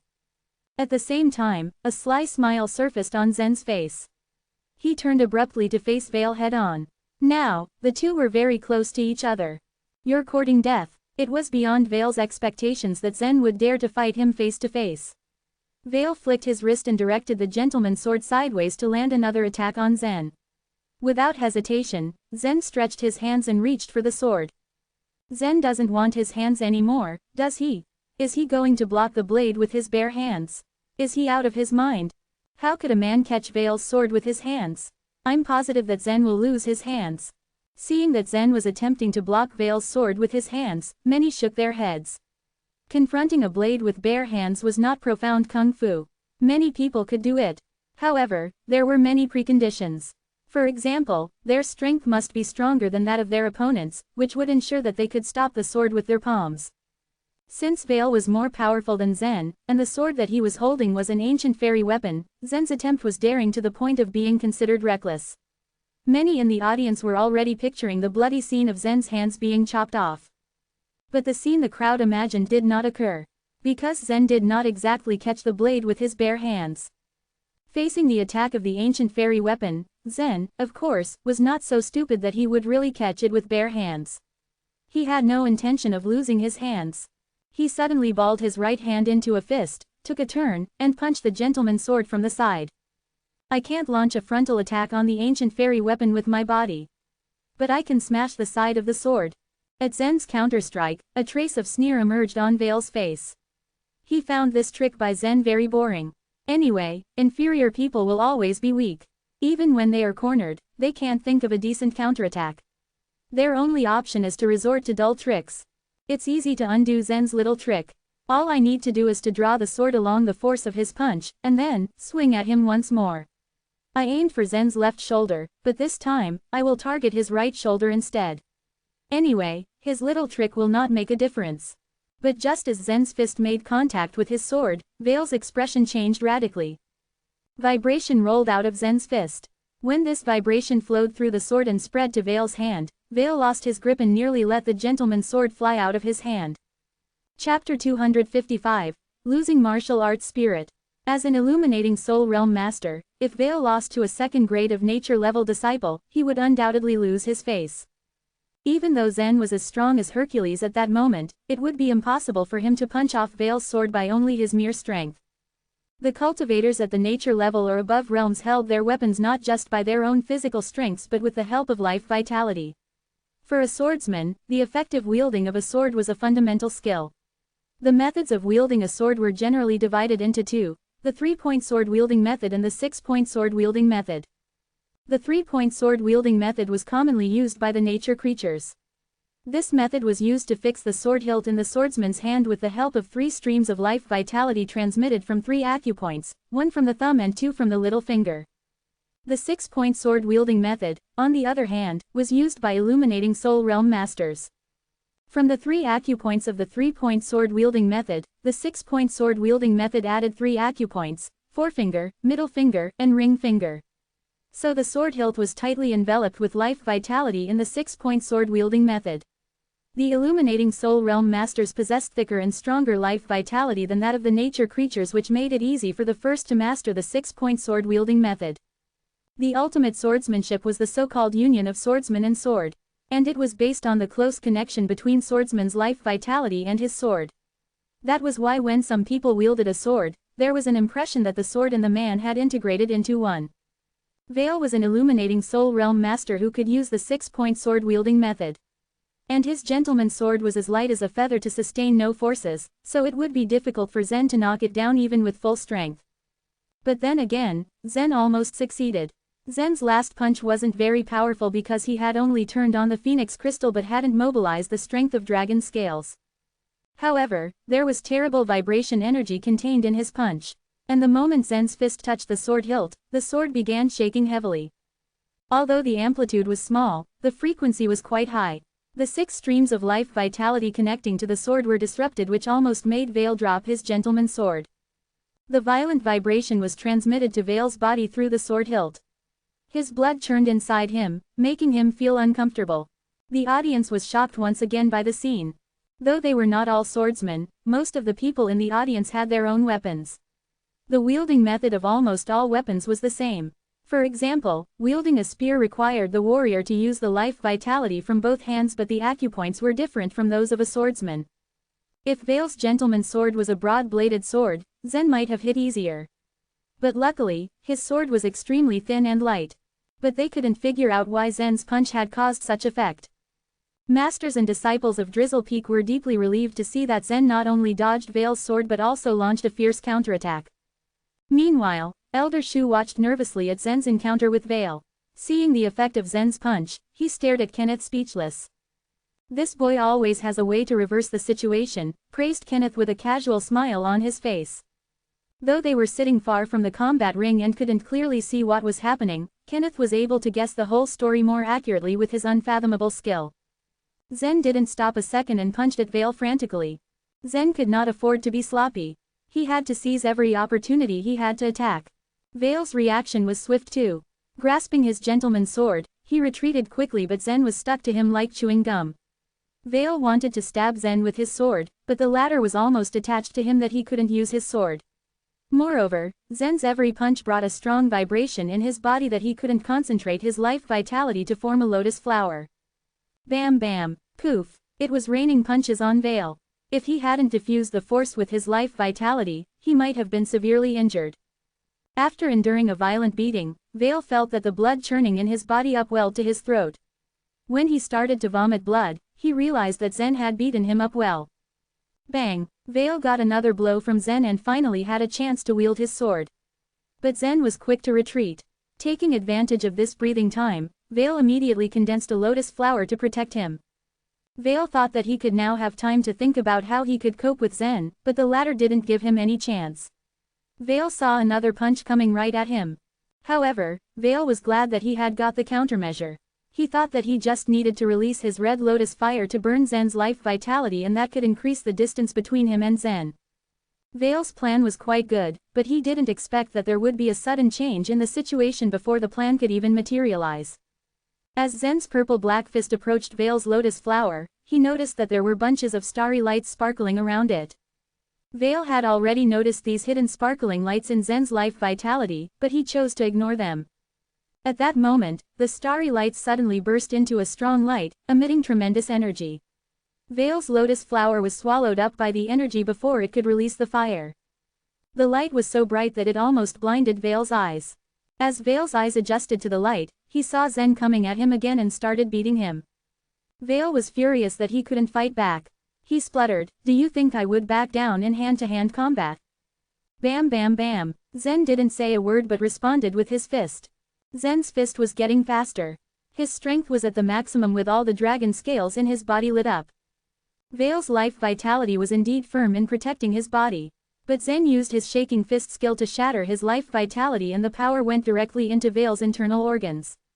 Even if he was made of iron, after subjecting himself to series of heavy punches, Vale spewed out a mouthful of blood. He felt his body becoming weaker as he leaned against the light curtain of the enchanted barrier. The disciples who placed their bets on Vale couldn't believe what they had just seen. They never imagined that Zen would win the competition in a strange way. In a round-robin competition, there were only a handful of disciples who would choose the hand-to-hand combat at all peaks competition. It was because for the masters at the illuminating soul realm, their life vitality grew faster than their physical strength. With mere physical strength, it was almost impossible to break opponent's body protection life vitality and attack him directly. However, Zen was not like any other normal disciples. Aside from having a tough body, Zen also had tremendous strength. But his key to success was that he used the skill of vibration that he had comprehended during his practice in the Lake of the Magical Fish. That broke Vale's life vitality of body protection. It was getting difficult for Vale to endure more blows, and he nearly collapsed due to internal injury. Good thing he was able to lean against the enchanted barrier. "I still haven't used the Lotus War body. If I use that skill, you're no match for me," panted Vale, rubbing the blood off his mouth with his hand. Despite the physical damage, Vale wouldn't want to admit defeat. Zen stepped forward to Vale and sneered, "You can use your Lotus War body or whatever trick you still have. Take your time." Hearing Zen's words, Vale barfed another mouthful of blood. With the injuries he had suffered, Vale might not be able to take part in the subsequent round-robin competition, let alone continue his battle with Zen. I, muttered Vale. The pain and shame left him speechless. In his current physical state, he knew he could no longer summon the Lotus War body. "Give up. You're no match for me now. Even if you use your Lotus War body, what makes you think that I don't have any other skill to use against you?"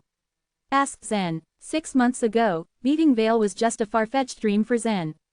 But today, at the All Peaks competition, Zen defeated him only with his fist in front of entire Cloud Sect. Vale raised his head feebly and looked at Zen with dead gray eyes.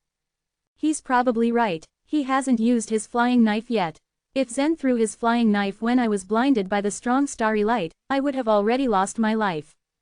During the combat, Zen hasn't even used his soul attack. Although I specially prepared a jade pendant to defend against his soul attack, I don't think it will work given the progress he has made from the last time we've met. Despite being an illuminating soul realm master, I can't even compete with a second-grade nature creature. Am I really a genius or just being arrogant? Vale dazed as he stood still on the same spot. Vale had always been arrogant. But now, he couldn't hide his frustration and sadness. Zen noticed in Vale's eyes that the latter's spirit of martial arts had already collapsed. Zen stared at Vale blankly, but he felt pity for Vale at the same time. Some people had a tenacious spirit of martial arts, and even if they had lost it 1,000 times, they would always make it come back. But Vale was of noble birth and haughty in character and had never suffered hardships in his childhood. So now that he had become a master of illuminating soul realm, any setbacks would be a great deal and he couldn't easily accept any failure. His spirit of martial arts instantly weakened, and this could result in some syndromes of martial arts cultivation going wrong. Once Vale lost his spirit of martial arts, he would be hopeless to practice any further. If he went wrong in martial arts cultivation, he could become a madman. Chapter 256, Another Epiphany. After spiraling into the depth of madness, remaining calm after future setbacks of any kind would be impossible for anyone to do. Difficulties would bedevil the person, and he would bring more harm to his mind and soul by worrying. Under the circumstances though, the individual needed to help himself, without others interfering or removing the problems. Hall Chief Wu Yang was standing back away from the competition field, scowling. He watched as his greatest source of pride, and chief disciple, Vale, was beaten, and deteriorated, succumbing to insanity, by Zen's hand in front of everyone. However, he knew the only solution in this situation was to leave the afflicted person alone, since confronting someone in the grips of madness would result in sending the struggling victim into the abyss. When a woman became angered, she could regain and maintain control, unless a well-meaning individual tried to comfort her, then the tenuous balance would tilt, and she would end up in tears. Nevertheless, Zen approached the White Lotus slowly. No longer filled with life vitality, the lotus was draining quickly, but Vale didn't have time to care about the White Lotus. All the while, step by step, Zen drew closer, until he stood over the White Lotus, looking down at Vale. I'll give you a chance to follow my steps. In 3 years, you can battle me. But, even then, you won't be able to beat me. Then again, if you aren't courageous enough to try, you may as well leave with your shame and die.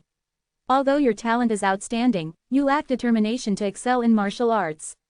Look at you, a minor frustration and you fall apart, becoming impossible to calm. Even if you didn't meet your match yet, it wouldn't be long before you did.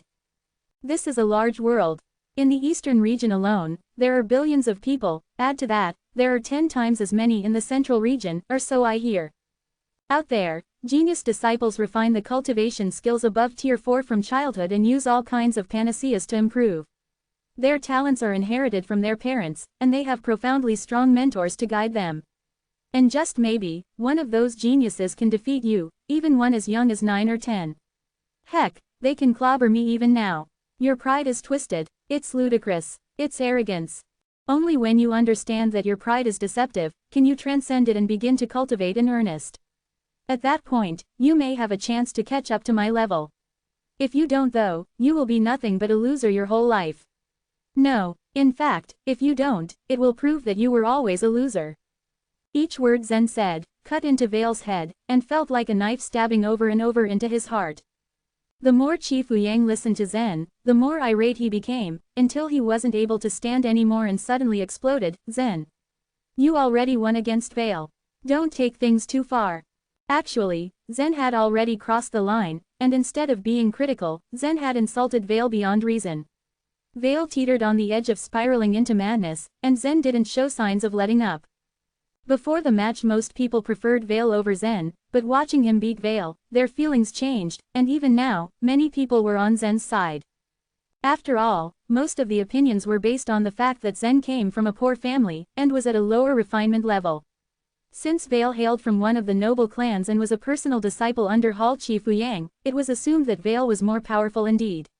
Add to that, Vale had attempted to have a relationship with Zen's sister, Yan. All these things made Zen the choice of the people. However, after Zen's outburst, that was quickly changing.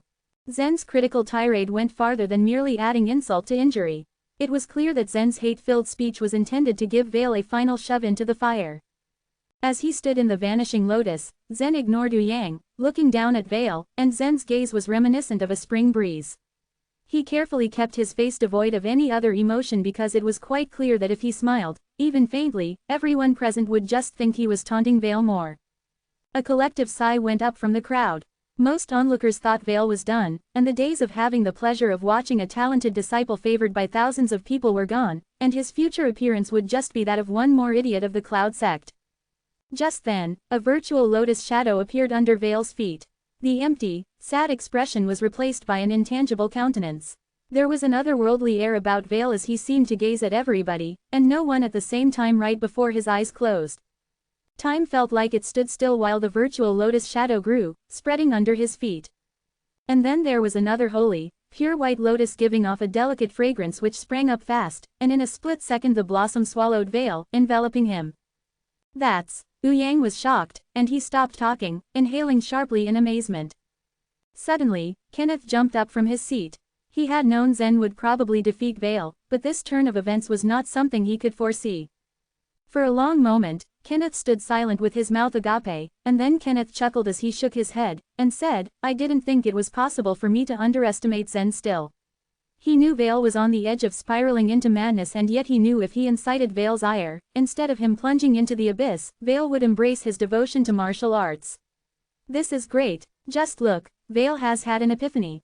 Epiphany. After the initial shock of seeing the white lotus materialize worn off, Elder Shu's blank gaze changed into one of admiration. An epiphany was an opportunity that was rare and so significant that every warrior hoped for one, but most of them, including Elder Shu, lived a lifetime and never experienced the epiphany. Realizing an epiphany was even more difficult for those talented, more powerful, and more advanced in martial arts training. After all, when the warriors were unenlightened in the ways of martial arts, that was when they were more open for a sudden epiphany.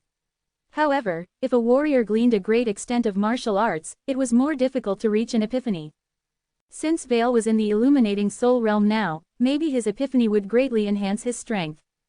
Who would have believed that Zen's observations would inspire Veil to such heights? Throughout the calamity, Zen's serene deportment never changed, which made people think he knew from the start what would happen. Considering Veil is already one of the top personal disciples, refining at the peak of grade 1 illuminating soul realm, if he has the epiphany now, none of the personal disciples will be his equal in battle. It's undeniable that Veil's strength will increase greatly due to his epiphany, especially since only one of significance can instantly break through like that. But, it's better not to announce a personal disciple can't be beaten. The realm that the warriors have reached is important for them to compete, but Zen made headway against the common sense, and he's only in grade 2 of the nature level.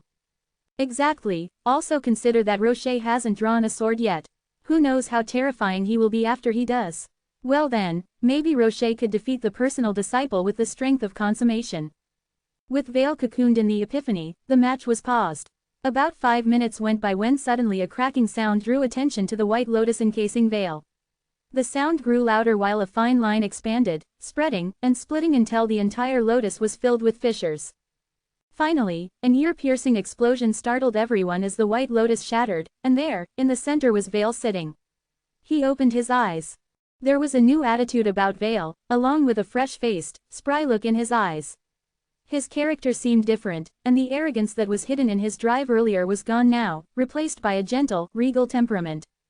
I always believed that my success would come during the All Peaks competition, and it would be a simple matter of taking it easy, I thought, and that I would finish you in the first round of our match, even easier, but I just lost. I was beaten so horribly that I could hardly bear it. At first, I couldn't even understand how you defeated me, but now I do.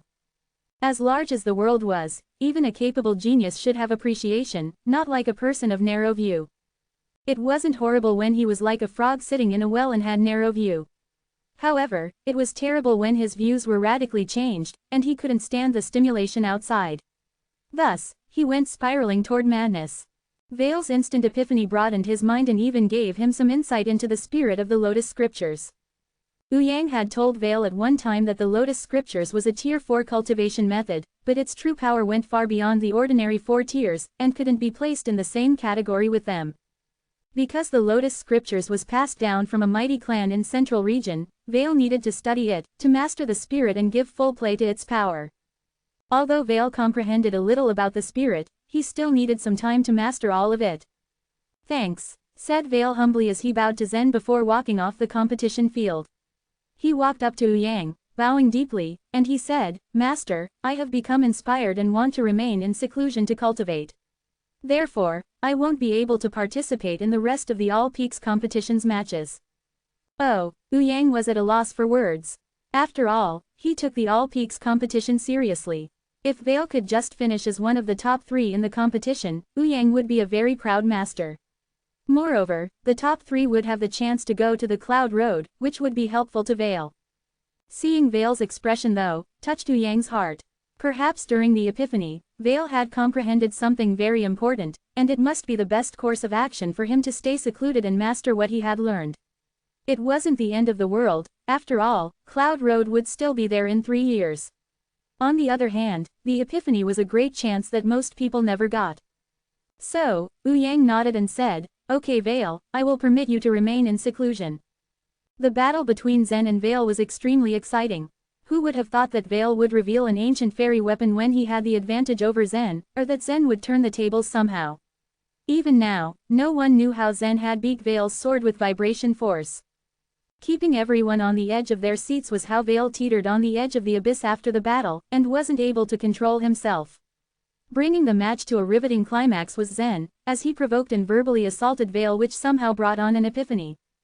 Chapter 257, A Murder Plan. After several dramatic turns took place between Zen and Veil, there were heated discussions among the crowd. At this point, they paid little attention to the other fights going on in the arena. As Veil and Zen damaged the arena during the battle, a team of craftsmen from the Cloud sect transported huge stones to the area and used them to fill in the damage done to the battlegrounds. Later on, the elders helped rearrange the array and enchanted barriers before a new round began. In this round, 2 personal disciples appeared on the stage, but their opponents were all at the peak of the nature level. Their opponents had outstanding strength, based on the fact that they had come a long way before finally entering round robin. However, they were unlike Rocher, who was extremely excellent, leaving them unlikely to make any surprise moves. As expected, the 2 personal disciples easily defeated them and won the victory. After that, the round robin proceeded normally. All the personal disciples, save for Veil, won the battles.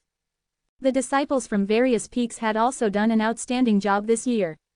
Jill, Rocher, and Wing all had winning streaks, but their success came too easily as they didn't encounter any opponents stronger than them. That was why Sheeny from Skytop Peak failed when he battled against Willy Huo, a personal disciple. The fight between the top disciples and the personal disciples was the highlight of the All Peaks competition and what the disciples most anticipated to see. Zen and Veil's battle was indeed a feast for their eyes. Features of the fight had many twists and turns, including thrilling moments when the audience was certain that one of them would be killed. These scenes lingered in their memories. In the corner of the area, Saint Vianna sat on a cattail hassock, overlooking the entire arena and competition. As his eyes brushed past the large crowd, his eyes remained fixed on Zen. His dry and stiff face, resembling pine bark, looked sullen. The last 3 generations of Luo clan are all very ordinary. The last generation only has 1 nature creature. But in this one 2 super talents popped up consecutively. Yan is extraordinary with her rare, special body. But I didn't expect Zen to appear. Not only does he have innate superhuman strength, but his corporal body is tremendously strong and tough, almost to an extent of an abnormality. Moreover, he mastered the cultivation method of the powerful heavenly ogre fist. He may not be as gifted as Yan, but his strength in actual combat is even more terrifying than hers. I once offended him and punished Yan for a crime as well. Now, he certainly wouldn't cease his revenge. We'd better seize this chance when he hasn't yet fully grown into a master and knock him off his perch. This way we can avoid any future troubles. As he explained, Saint Vianna was deep in thought. Sitting in another cattail hassock was Saint Zara, who was in repose with his eyes closed. Upon hearing Saint Vianna's words, he simply shook his head and said, "You once said that you have arranged a disciple to assassinate Zen in the All-Peak competition. I don't know who the assassinator is, but if he wants to kill Zen, he must have at least the ability to match him in battle. In my opinion, it's very difficult to find such a person. It was true that Saint Vianna arranged an illuminating Soul Realm disciple to assassinate Zen on the arena, but the disciple wavered after he watched Zen defeated Dick. Even as the top illuminating Soul Realm disciple in the peaks, the assassinator was still no match for Dick. If the illuminating Soul Realm disciple couldn't even beat Dick, then how was he supposed to beat Zen? If he couldn't beat Zen, then it was impossible for him to kill Zen. Zen's true strength was revealed in the battle that made Saint Vianna's plan go down the drain. Yes, it is indeed difficult to find someone in the Cloud sect who could do the job. But there's a candidate. With a pointed look, Saint Vianna slowly suggested a chance. Who? Given the circumstances, Saint Zara was very curious to see who the other was talking about. Johansson Zhang, he replied. Do you mean that you want Johansson to join the round and kill Zen? The idea had Saint Zara raising his voice. With sharp eyes, Saint Vianna said in a voice laced with sarcasm, Saint Zara, you can say that louder, I don't think everyone heard you. Although they were seated far from the arena, there were still many elders around and the leader of the sect was also present. If they really wanted to hear what they were talking about, it wouldn't be too difficult to do so. Saint Zara's face turned pale and he lowered his voice. I suggest that you give up. Johansson is my apprentice. If he kills Zen, are you sure Aura won't blame it on me? The idea made the other sneer. If it were 1 month ago, I wouldn't dare have Johansson do the job as he is your apprentice. I had to look for someone from the disciples of the 33 Peaks. But now, things have changed. Aura always gets involved in the internal strife of the royal family. Rumor has it that she was put under house arrest. She's now greatly troublesome herself. Do you think she has any time to mind Zen's business? In spite of the reasoning, Saint Zara still looked hesitant. But Zen's excellent performance has already attracted the leader's attention. If Johansson takes action to kill, won't he anger the leader? One can only be favored while he is alive. A dead talent is no longer a talent, he's merely a corpse, Saint Vianna said with a sneer. Finishing his words, he turned to look at Saint Zara, who still had a hint of reluctance in his expression. Scornfully, he continued, don't forget that you also contributed to getting Yan into Mountain before. If Zen isn't killed, he will certainly enter the Cloud Hall with that talent or even become a core disciple. No matter how far he goes, there is possibility that he will suppress Cloud sect by taking advantage of the Cloud Hall. Do you think we'll get away with that? Magnificent and superior, Cloud Hall stood high above the Cloud sect or maybe even the entire eastern region. If even only a core disciple from the Cloud Hall came to Cloud sect, the leader would greet him in person. Just from this, one could see that the Cloud Hall was much more superior to the Cloud sect. Because he knew that what Saint Vianna was saying was right, Saint Zara remained at a loss for words. If Zen could really enter the Cloud Road and then the Cloud Hall, the rest of their lives would be spent in fear. If Zen truly became a core disciple of the Cloud Hall or he made some contributions and got promoted to some important position in the Cloud Hall, it would be a piece of cake for him to get his revenge. Probably, the best way to exchange their fate was to come for Zen now. Ah, I didn't expect that Aura would be trapped in the internal strife of the Burning Sky Empire so soon. If I had known this earlier, I would have killed Zen during the court trial. With a firm voice, Saint Vianna remained indignant. On the day the court trial began, Saint Zara didn't take move because Aura had the Emperor's token. The Emperor of the Burning Sky Empire had strength, much about the same as Kenneth. It was said that the Emperor even enjoyed a higher position than Kenneth did in the Cloud Hall. If Aura had gone all out to confront Saint Vianna and used the Emperor's token, the latter would be in great trouble. In the past 2 months, he didn't expect that the Burning Sky Empire had any internal strife. Of all the abundant news he heard about it, the most shocking one was that Cain had already died. Since the news came from the royal palace, it couldn't just be a rumor. In fact, Cain was the person behind Aura. Now that he was gone, and the several princes were busily rivaling for the throne. In this situation, Saint Vianna no longer felt afraid of Aura. As Saint Vianna analyzed the advantages and disadvantages, Saint Zara already got an answer. Now, it seemed that Zen was a threat they had to get rid of, otherwise, he would eventually become their biggest trouble. Johansson was Saint Zara's pride. While Saint Zara ranked the last among the 10 great saints of the Cloud sect in terms of strength, his disciple Johansson made him feel honored. Although there were seldom any chances for personal disciples to compete with each other in daily life, they had to test their real strength in the competition and acknowledge their rankings. In Saint Zara's eyes, he was not sure whether or not Johansson could get the first prize, but he was rather confident that Johansson could enter the top 5. That was to say, in the Cloud sect, there were no more than 4 or 5 people that could pose a threat to him. With that, Saint Zara firmly believed that the task of killing Zen would be as easy as a wink for Johansson with his great strength. Confident in his disciple's abilities, Saint Zara sent a message to Johansson through Life Vitality, telling him to be prepared to enter the arena for a fight. Meanwhile, Saint Vianna arranged everything to make sure that Zen and Johansson would land in the same round. All the while, Zen remained oblivious to the inner workings of the competition, clueless about a whole murder plan unfolding, leaving his death on its way. At this point in battle, the entire arena turned heated. Jill from Lady Peak versus personal disciple Tracy. The Cloud sect had very few female disciples. So far, Jill was the only disciple from Lady Peak that hadn't yet been knocked out from the competition, while Tracy happened to be the only female personal disciple. Both of them were God's favored ladies and both were very beautiful. A dainty woman, Jill was graceful and vivacious like a Sika deer walking out of a forest in the early spring. Her natural beauty and friendly manners put people at ease. Tracy Moe, on the other hand, was a tall, fair-skinned woman. In comparison to Jill, she was less lively and more attractive, her sexy figure making her look even more mature. Even though it was a battle between 2 gifted, female warriors, truthfully, their strength far exceeded the majority of male disciples. Even if they were not flashily strong themselves, they could still attract much attention. Like Zen, Jill also maintained her winning streak so far. While Tracy was a personal disciple, it was her first time entering the arena. As she sat beside Patrick, she heard Jill's name be announced, followed by her own. "Patrick, I hate fighting women," she said, her lips pursed. "Aren't you a woman yourself?" With a chuckle, Patrick said. "Too weak," Tracy concisely spat out. With a warning tone, Patrick interrupted.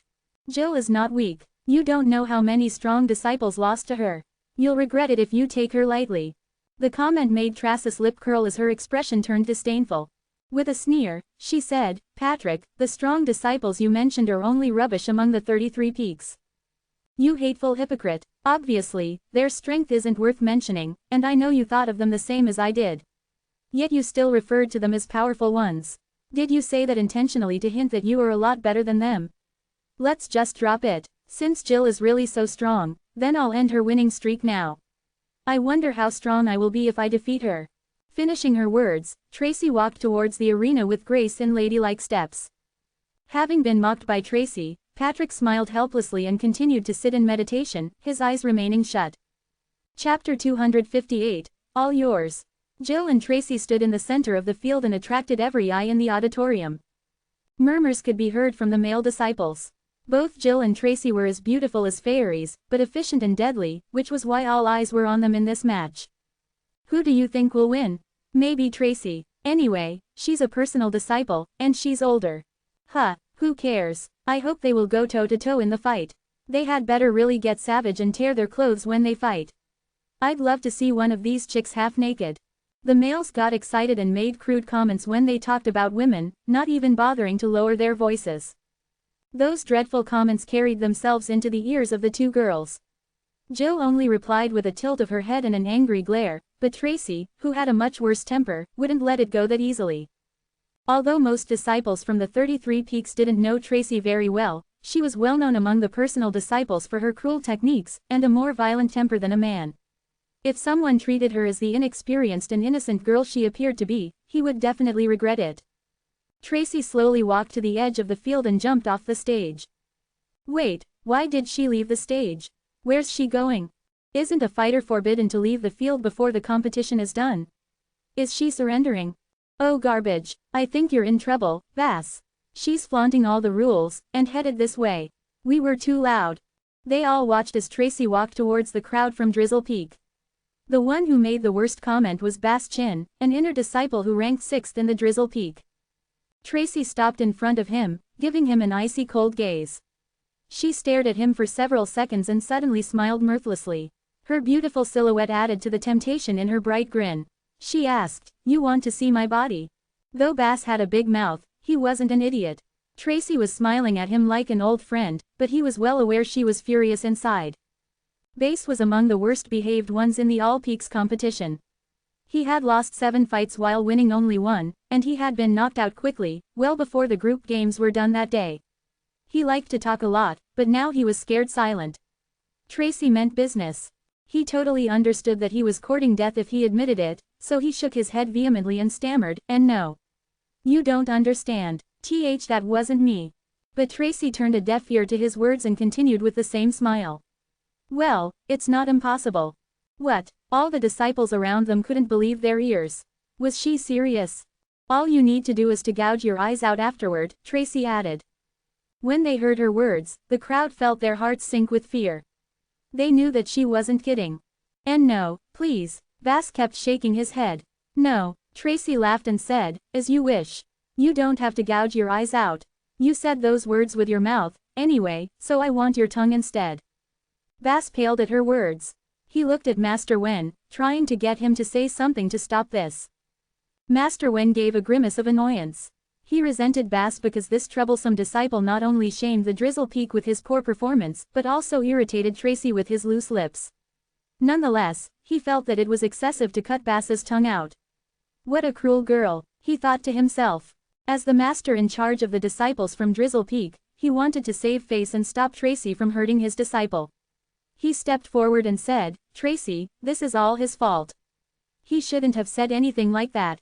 I will punish him according to our rules in Drizzle Peak. Bass, apologize now." Bass turned to Tracy and apologized in a groveling tone, "Tracy, I shouldn't have said those offensive words. Please forgive me." However, Tracy ignored his apology and insisted stubbornly, "Choose, your eyes, or your tongue." Bass was desperate. Even Master Wen wasn't able to save him. Master Wen also felt it was really a naughty issue. He looked around and hoped others might step in. She'd left the field, so it was the duty of the referee and the elders to deal with things like this. But the referee looked away, showing no intention of helping at all. As for the 2 elders who were supposed to be there, they were nowhere to be found. No one wanted to get involved. Master Wen was in a dilemma. Although it was Bass's fault, Master Wen couldn't allow Tracy to do anything extreme to his charge. Why couldn't she just accept his apology? Finally, Master Wen cast his eyes towards Zen. Zen had just stayed in his seat silently since Tracy left the field. He had no intention of attracting her ire. He believed Bass deserved to be punished. In fact, he didn't think it was technically wrong to do what Bass did. If a warrior managed to irritate his enemies, they might make a mistake during the fight. It was just good strategy. But this loser should have known better than to open his mouth. If it was Roche or any other personal disciple, Tracy might have decided it wasn't worth the trouble. But Bass was weak, and Tracy would probably trounce him in a fair fight. He deserved to be punished. Even though Bass was from the same peak as Zen didn't feel sorry for him at all. He had taught Mac a good lesson for Yehudi's sake because Yehudi had provided him with information about the All Peaks competition. If someone did Zen a favor, he'd always return the favor with interest. This was one of his principles. As for Bass, Zen didn't like his feather-brained behavior. He believed that Bass deserved everything he got, even if Tracy really gouged his eyes out. Despite his dislike for Bass, when Zen met Master Wen's pleading eyes, he eventually sighed in resignation and decided to step up. After all, he knew that thousands of other disciples in the Drizzle Peak were still watching them through the picture slab, and that they would feel ashamed if they saw their fellow disciple being bullied by others. He walked up to Tracy and said with a smile, "He's apologized. Just let it go. If you want, I can have him continue to say he's sorry till you've calmed down." In Tracy's eyes, the disciples from the Drizzle Peak were a waste of space, and even Master Wen couldn't earn her respect. However, Zen was an exception. Zen was a dark horse in the All Peaks competition. Since the beginning of the competition, Roche was the only one who earned the same kind of attention. Roche had long been a celebrity in the Cloud sect. He was the youngest and strongest sword practitioner in Skytop Peak. On the other hand, Zen was a nobody before the All Peaks competition. Out of the blue, he attended the event as a member of the Drizzle Peak and unexpectedly defeated many powerful rivals, including Vale. But to call Roche a dark horse would mean that Zen was a miracle worker. "Sorry," Tracy replied with a cold sneer, "sorry is useless. If everyone said they were sorry, then no one would fight, and all our practice would be wasted. Is that what you want, Zen?" Zen nodded, "You're right. Apologies are useless. If Bass was stronger than you, he wouldn't apologize. But I think it's excessive to remove his eyes or tongue just because he's weaker. Excessive. Since he's weaker, it doesn't matter what I want to do to him, Tracy said arrogantly. So if I beat you, can I do what I want with you? Or doesn't it work that way? Zen challenged. Upon hearing his words, the crowd around them fell into silence. They had already seen how arrogant Tracy was, but Zen was worse. Everyone was shocked by his bold statement. While his words were open to interpretation, the expression on his face said everything people needed to know. His meaning was sexual. Tracy focused her gaze at Zen's face for a while before replying with a cold smile, "Fine. If you beat me, I'm all yours. As long as you promise to do the same for me if you lose." Of course. So let Bass off the hook, Zen said flatly. He hadn't intended to help Bass, but now that he got involved, he decided to clear up this mess. Zen understood that he would have to fight Tracy in the round-robin match sooner or later. So he figured he'd make this bet with her now. Still, he felt somewhat worried about that. If he could beat her, fine. He wasn't really interested in anything else, and would probably just let her go. He didn't want to imagine how this willful girl would torture him if he lost to her. While Zen was distracted in his trance, Tracy suddenly shook her head and said, "Let him off the hook." "I'm still pissed." In just the blink of an eye, a gray light appeared in her hand and sped towards Bass. Zen didn't expect that she would launch an attack so suddenly. But she was too close to Bass to stop her. All he could do was to cry out, "Tracy, no." Too late. The gray light flew towards Bass's chest and pierced his body, jutting out from his back. Bass's eyes stared wide open with fears. He placed his hand on his chest and covered the hole there. The injury was on his left chest. If his heart was wounded, he would lose his life very quickly. Zen checked the injury with his soul power and regained his composure. She hadn't seriously wounded the idiot. She selected a perfect angle that would come quite close to his heart, but didn't hit anything vital. The injury looked serious, but it was more for show. It might not even leave a scar.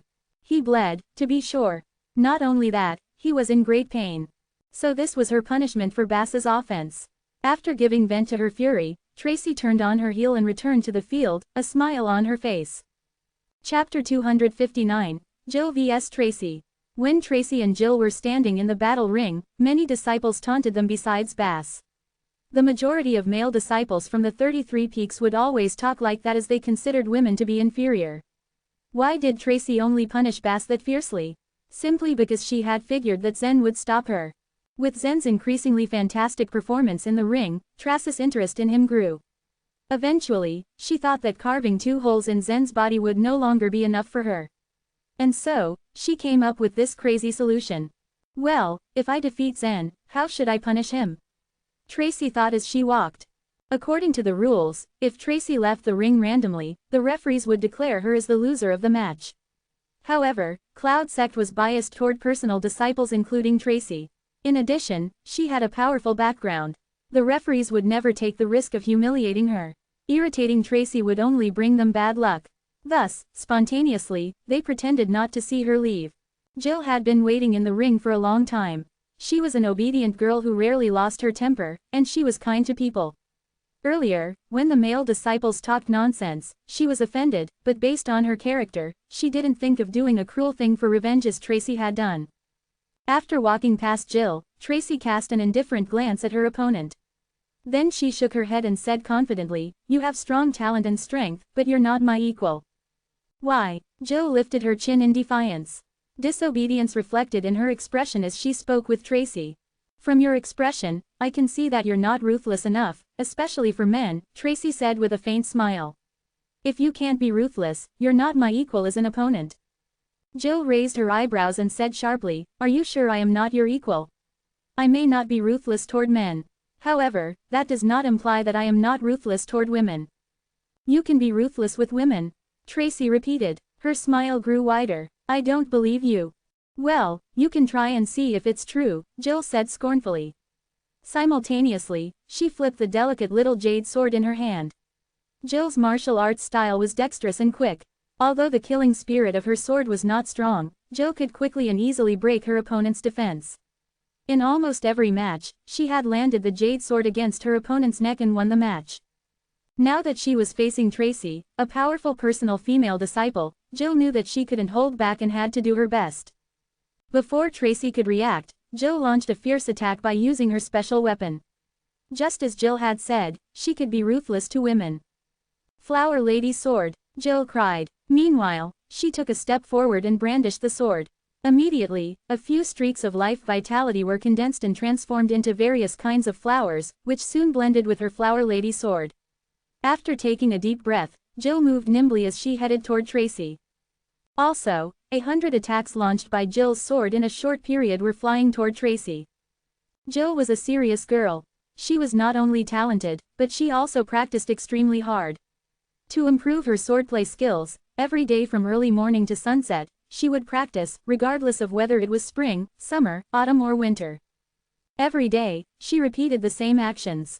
She would swing her sword and draw back her sword, hundreds of thousands of times. Although it was monotonous and boring, she would practice every day. She intended to reduce the time taken to launch 100 sword attacks as much as she could.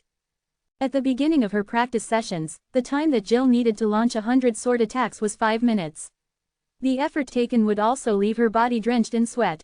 However, as she continued to practice, the time decreased from 5 minutes to 2.5 minutes.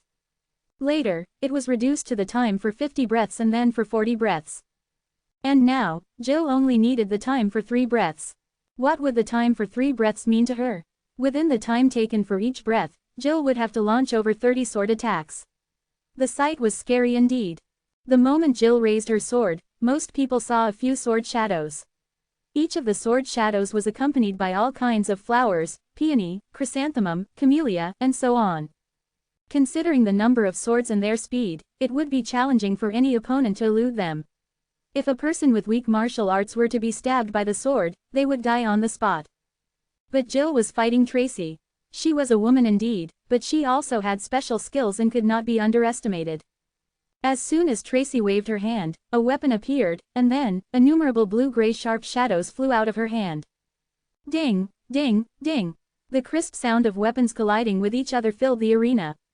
It was impossible to count how many attacks the 2 female disciples launched against each other as the audience couldn't see the attacks. They only heard the crisp sounds generated by Jill's jade green sword radiance hitting Tracy's blue-gray sword radiance. The sword in Jill's hand was obviously not an ordinary weapon. It looked like it was made from jade, but when it clashed with Tracy's weapon, it made a crisp and melodious sound. It was also strong enough to not shatter on impact. After the first round of confrontation, the 2 women took a few steps back. Jill's chest heaved as she tried to control her breathing, but Tracy seemed quite relaxed. A smile danced at the corners of her mouth. It was not until this moment that the audience could see that the weapon Tracy was holding was a blue-gray MA prick. "Wow, you are so fierce. I like you," Tracy said with a charming smile. For some unknown reason, goosebumps spread across Jill's body when she heard Tracy say that she liked her. Instead of replying, Jill readied herself to attack Tracy. The 2 girls' martial arts styles were light and agile. Most male disciples were ashamed when they saw how graceful and quick the 2 women were. Because of their speed, the fight between the 2 women was very entertaining. Whenever they drew closer to each other, Tracy and Jill would launch dozens of attacks in an instant. In the blink of an eye, the 2 women would either withdraw suddenly or make use of an advantageous situation to continue the attack. To the audience, Jill and Tracy looked like 2 pretty butterflies engrossed in a fascinating dance. As a result, quite a number of disciples applauded loudly and heartedly. At that moment, no one dared to make any dirty or mean jokes about them. Tracy's and Jill's strength had shown that the male disciples were wrong to consider women as inferior. It was estimated that at least 99% of the male disciples would not be able to resist a single attack from them. The fierce competition between the 2 girls lasted for 15 minutes. Then, a crisp noise was heard, followed by a scream from Jill. The crowd gasped as the jade sword in her hand fell to the ground. When the audience recovered from the shock, they saw the tip of Tracy's MA prick pressed against Jill's eyebrow. Yet, judging from Jill's expression, it looked as though she were unwilling to admit defeat. Perhaps she was internally scolding herself for making mistakes and not exercising all her strength. Tracy then said, "Miss Kwan, you seem unconvinced about your failure. It doesn't matter. If you don't want to surrender, I can give you one more chance. But you have to promise that if you lose, I will have the right to punish you in any way I see fit." After that, Tracy gently stroked Jill's face. Apparently, she was teasing Jill. Jill was unnerved by Tracy's action. An expression of horror filled Jill's face. Hurriedly she turned to the referee next to her, and said, "I admit defeat." Watching Jill's facial expression change rapidly, Tracy was a little unhappy and murmured, "What? Why did you act like that? You look like you've seen a ghost." "I'm not a ghost." Jill picked up her jade sword and walked down from the battle ring, thinking, "Actually, you are more terrifying than a ghost." The competition between the two top female disciples was entertaining. Yet, since it was a competition between women, it was not bloody enough. On the whole, many disciples had significantly widened their horizons and they had become aware of the fact that the speed of martial arts could reach such an impressive state. Once the excitement died down, most disciples prepared for the next two matches. The first was a match between Roche Hua and Jaden Wen, a personal disciple. In the second match, personal disciples, Yasser Yuan and Kimi Shi would battle against each other. In the previous match, Roche did not draw his sword. His decision was regarded as arrogant and shocked everyone. He also succeeded in infuriating Jaden. As a personal disciple, he had never been subjected to this kind of insult before. But at the end of the match, Jaden had been defeated. The result showed everyone that Roche was right not to draw his sword. The second match between the personal disciples, Yasser and Kimi, was equally fascinating. It almost destroyed half the battle ring. In the end, Kimi gained an edge on Yasser and won the match. These two matches could be regarded as the highest level of competition between Cloud Sect's disciples, as whether it was Jaden or Yasser, or Kimi, the three disciples had qualified to be in the top 10 in Cloud Sect's list. The gap between the disciples in the top 100 and those in the top 50 was not huge. However, the gap between disciples in the top 30 and those in the top 15 was greater. For the disciples who had reached the top 10 ranks, it was almost impossible to find a way to improve their ranking as their opponents were rare geniuses with special and powerful skills. In the next match, the referee suddenly announced, Zhen Luo from Drizzle Peak will fight the personal disciple, Johansson Zhang. Oh, my goodness, Johansson. It is said that Johansson is qualified to be among the top 5 in the Cloud Sect list. He is also said to be highly skilled and a personal disciple of Saint Zara. I do not know how Zhen will deal with him. The match between the two will undoubtedly be very interesting. Wow, this is exciting. I must say that this year's All Peaks competition is really impressive. Cried one of the disciples excitedly. What, he is the personal disciple of Saint Zara? Zhen's eyes narrowed when he heard the other disciples. His expression reflected his vigilance. Chapter 260, The Way to Infuriate Him. At Cloud Sect, Kenneth bore the most power. If Kane, who had an astonishing amount of talent, didn't take over the reins of the Burning Sky Palace in the imperial capital, the head of the Cloud Sect would dominate the entire eastern region.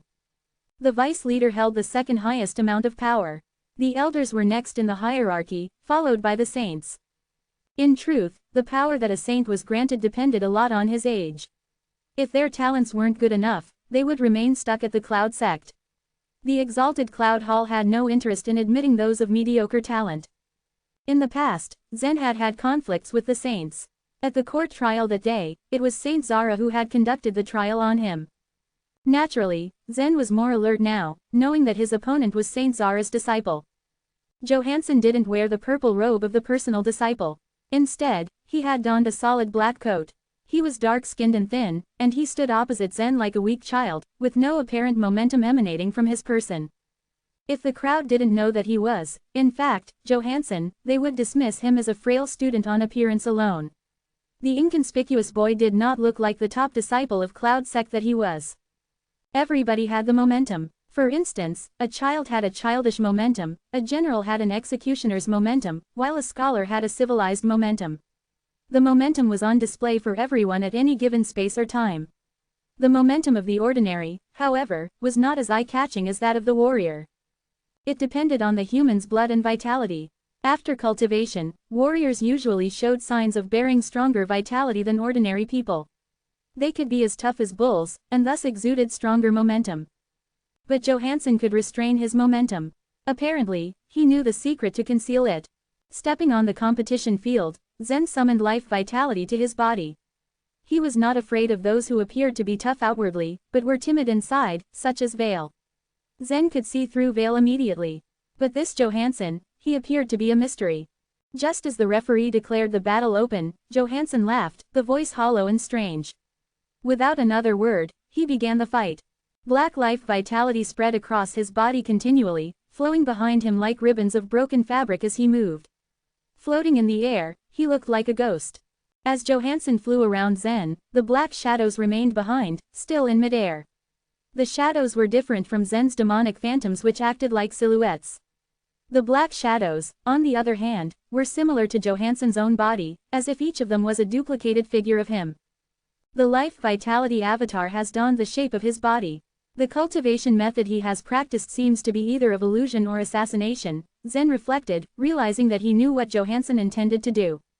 The black shadows on the competition field blended in with his black coat with ease and could act as his shield when required. Johansson wanted to bend the atmosphere of the battlefield to his favor. Zen fixed his attention on Johansson, not betraying his emotions. He didn't dare relax. Johansson was certainly aware of Zen's gaze on him. His movements were languid as he arranged the black shadows. The more black shadows on the competition field, the more chaos there would be. The scenario would work to his advantage. After a while, Johansson sped up. His figure disappeared from the competition field, finally escaping Zen's attention. Is he hiding somewhere? Zen frowned as he scanned the black shadows floating one after another. He couldn't lock in on Johansson's position. For this type of assassination attack, Zen did not have an answer. Johansson had concealed all of himself. Zen had to plan and take the action afterward. Once Johansson attacked him, he would fight back. But would Johansson give him that opportunity? Johansson floated in the air, one among the many dark shadows. He looked at Zen indifferently. He had already targeted Zen, but didn't spread the killing intent as of yet. Hiding the intent was one of his many talents. Johansson also cultivated the martial arts, but unlike most warriors, he mainly practiced the assassinating method. Once, there had been a tribe called the Shadow Group in the eastern region. It was said that the headquarters of the group was on the other side of the continent, and that the Shadow Group in the eastern region was only a subsect. Even as a small branch, it had made praiseworthy achievements in the history of the eastern region. At least 10 emperors, including 3 of the Burning Sky Empire, were killed by the assassins of Shadow Group. The members of the group were specialized in assassinating. They had the confidence to kill an opponent more powerful than them. The Shadow Group's existence was a great threat to the Burning Sky Empire, as well as to the top 7 noble clans. No emperor or powerful man wished to live in the vicinity of killers who threatened their very existence. 300 years ago, the Burning Sky Empire joined hands with the Cloud Sect and the top 7 noble clans to slaughter the Shadow Group. The group of assassins in the eastern region gradually fell apart. They hadn't been able to recover in the past 300 years. Johansson was born during this period in the eastern region, a genius of the Shadow Group. He had the innate talent of hiding breath and soul force far beyond others of his age. These 2 strong points ensured he'd go far on the road of assassination. His aim was to get out of the eastern region and make his way to the Shadow Group's headquarters on the other side of the continent, so he could compete with the young talents belonging to the same sect and tribe as him. The Cloud Sect and the Cloud Hall served as mere springboards for his talent. For an assassin, it was most important to gather information first. This was his first time to fight in the All Peaks competition. But, he had watched each round of battles keenly and made mental notes of the varieties of strength and features of the disciples participating in the contest. The display of strength by Zen, who was currently only at grade 2 of the nature level, had surprised Johansson. It seemed that the boy had talent not inferior to his. Zen had such rare power at a lower level. If he stepped into the illuminating soul realm someday, would he defeat the powerful men sitting at the top? As Johansson had watched the contest while shrinking into a corner on the sidelines, his master, Saint Zara, suddenly informed him to prepare for battle, his opponent being Zen. His master required him to kill Zen. In the battlefield, you must kill Zen, but pretend it is an accident. Johansson was the best among all geniuses. He was not jealous of any other, nor afraid to fight an exceptional talent. Only after he had successfully fought another genius would he prove his outstanding skills. Even before, he had wanted to be in a battle against Zen. His master wanted him to murder Zen. It was an accepted notion that the fist was blind. A few disciples were killed in accidents at the All Peaks competition every time.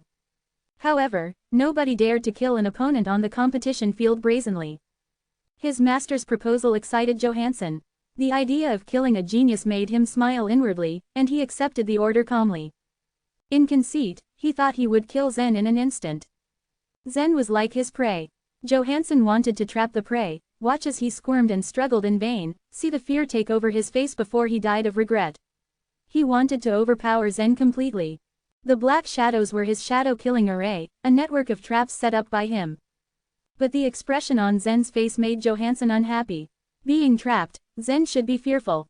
At the very least, he should show signs of panic. But he didn't find any hint of alarm on Zen's face. On the contrary, Zen looked calm and tranquil, as if he wasn't aware that he had been taken as prey. It was not amusing in the least. Johansson felt it necessary to pressurize him even more. Ha ha, Johansson laughed horribly. A depressing atmosphere could demoralize the prey and make him nervous. Chaos was the perfect setup to reveal one's weakness. It was a frequent way of assassins to trap their opponents thusly. When the group attempted an assassination late hours into the night, some of them cried out with voices like those of ghosts.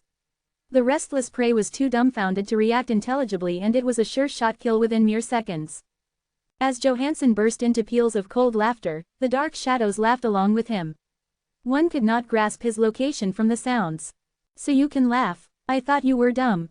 Zen spoke out. Hearing that, Johansson stopped laughing. Was Zen implying that he was an idiot? Was Zen tricking him? Johansson grew furious immediately. At the same time, Zen began to move. 6 demonic phantoms appeared from behind him, rushing toward Johansson swiftly. Johansson breathed in deeply and spurred his figure to transform into a black shadow. One of the demonic phantoms flew past his ear. It was a narrow encounter, but it was dangerous. Zen smiled. "What a pity, you have cultivated well enough that you're able to hide. But being irritated by me, you've shown me where you are." The boy had an acute sense of perception. He could sense where Johansson was by judging his emotional fluctuation alone. "Niece, you have some good skills, but you can't match me," said the black shadows of Johansson, all at the same time. "If you think I'm not worthy of being your opponent, stop floating around me just to find opportunities. Come out and beat me. It should be easy for you. But I know you wouldn't do it because you are a coward." "Why would I believe I can't outmatch you?" Zen retorted, still with a smile. Hearing this, Johansson's anger almost flared up again, but he restrained it. What had happened? He knew how to remain calm, so why was he being so capricious at this boy's clear, provoking words? "Stay calm," Johansson told himself as he recited the 10 commandments for an assassin mentally. As a mature assassin, one must guard himself against arrogance, indiscretion, anger. Between killing and getting killed, it was a hard psychological game to play.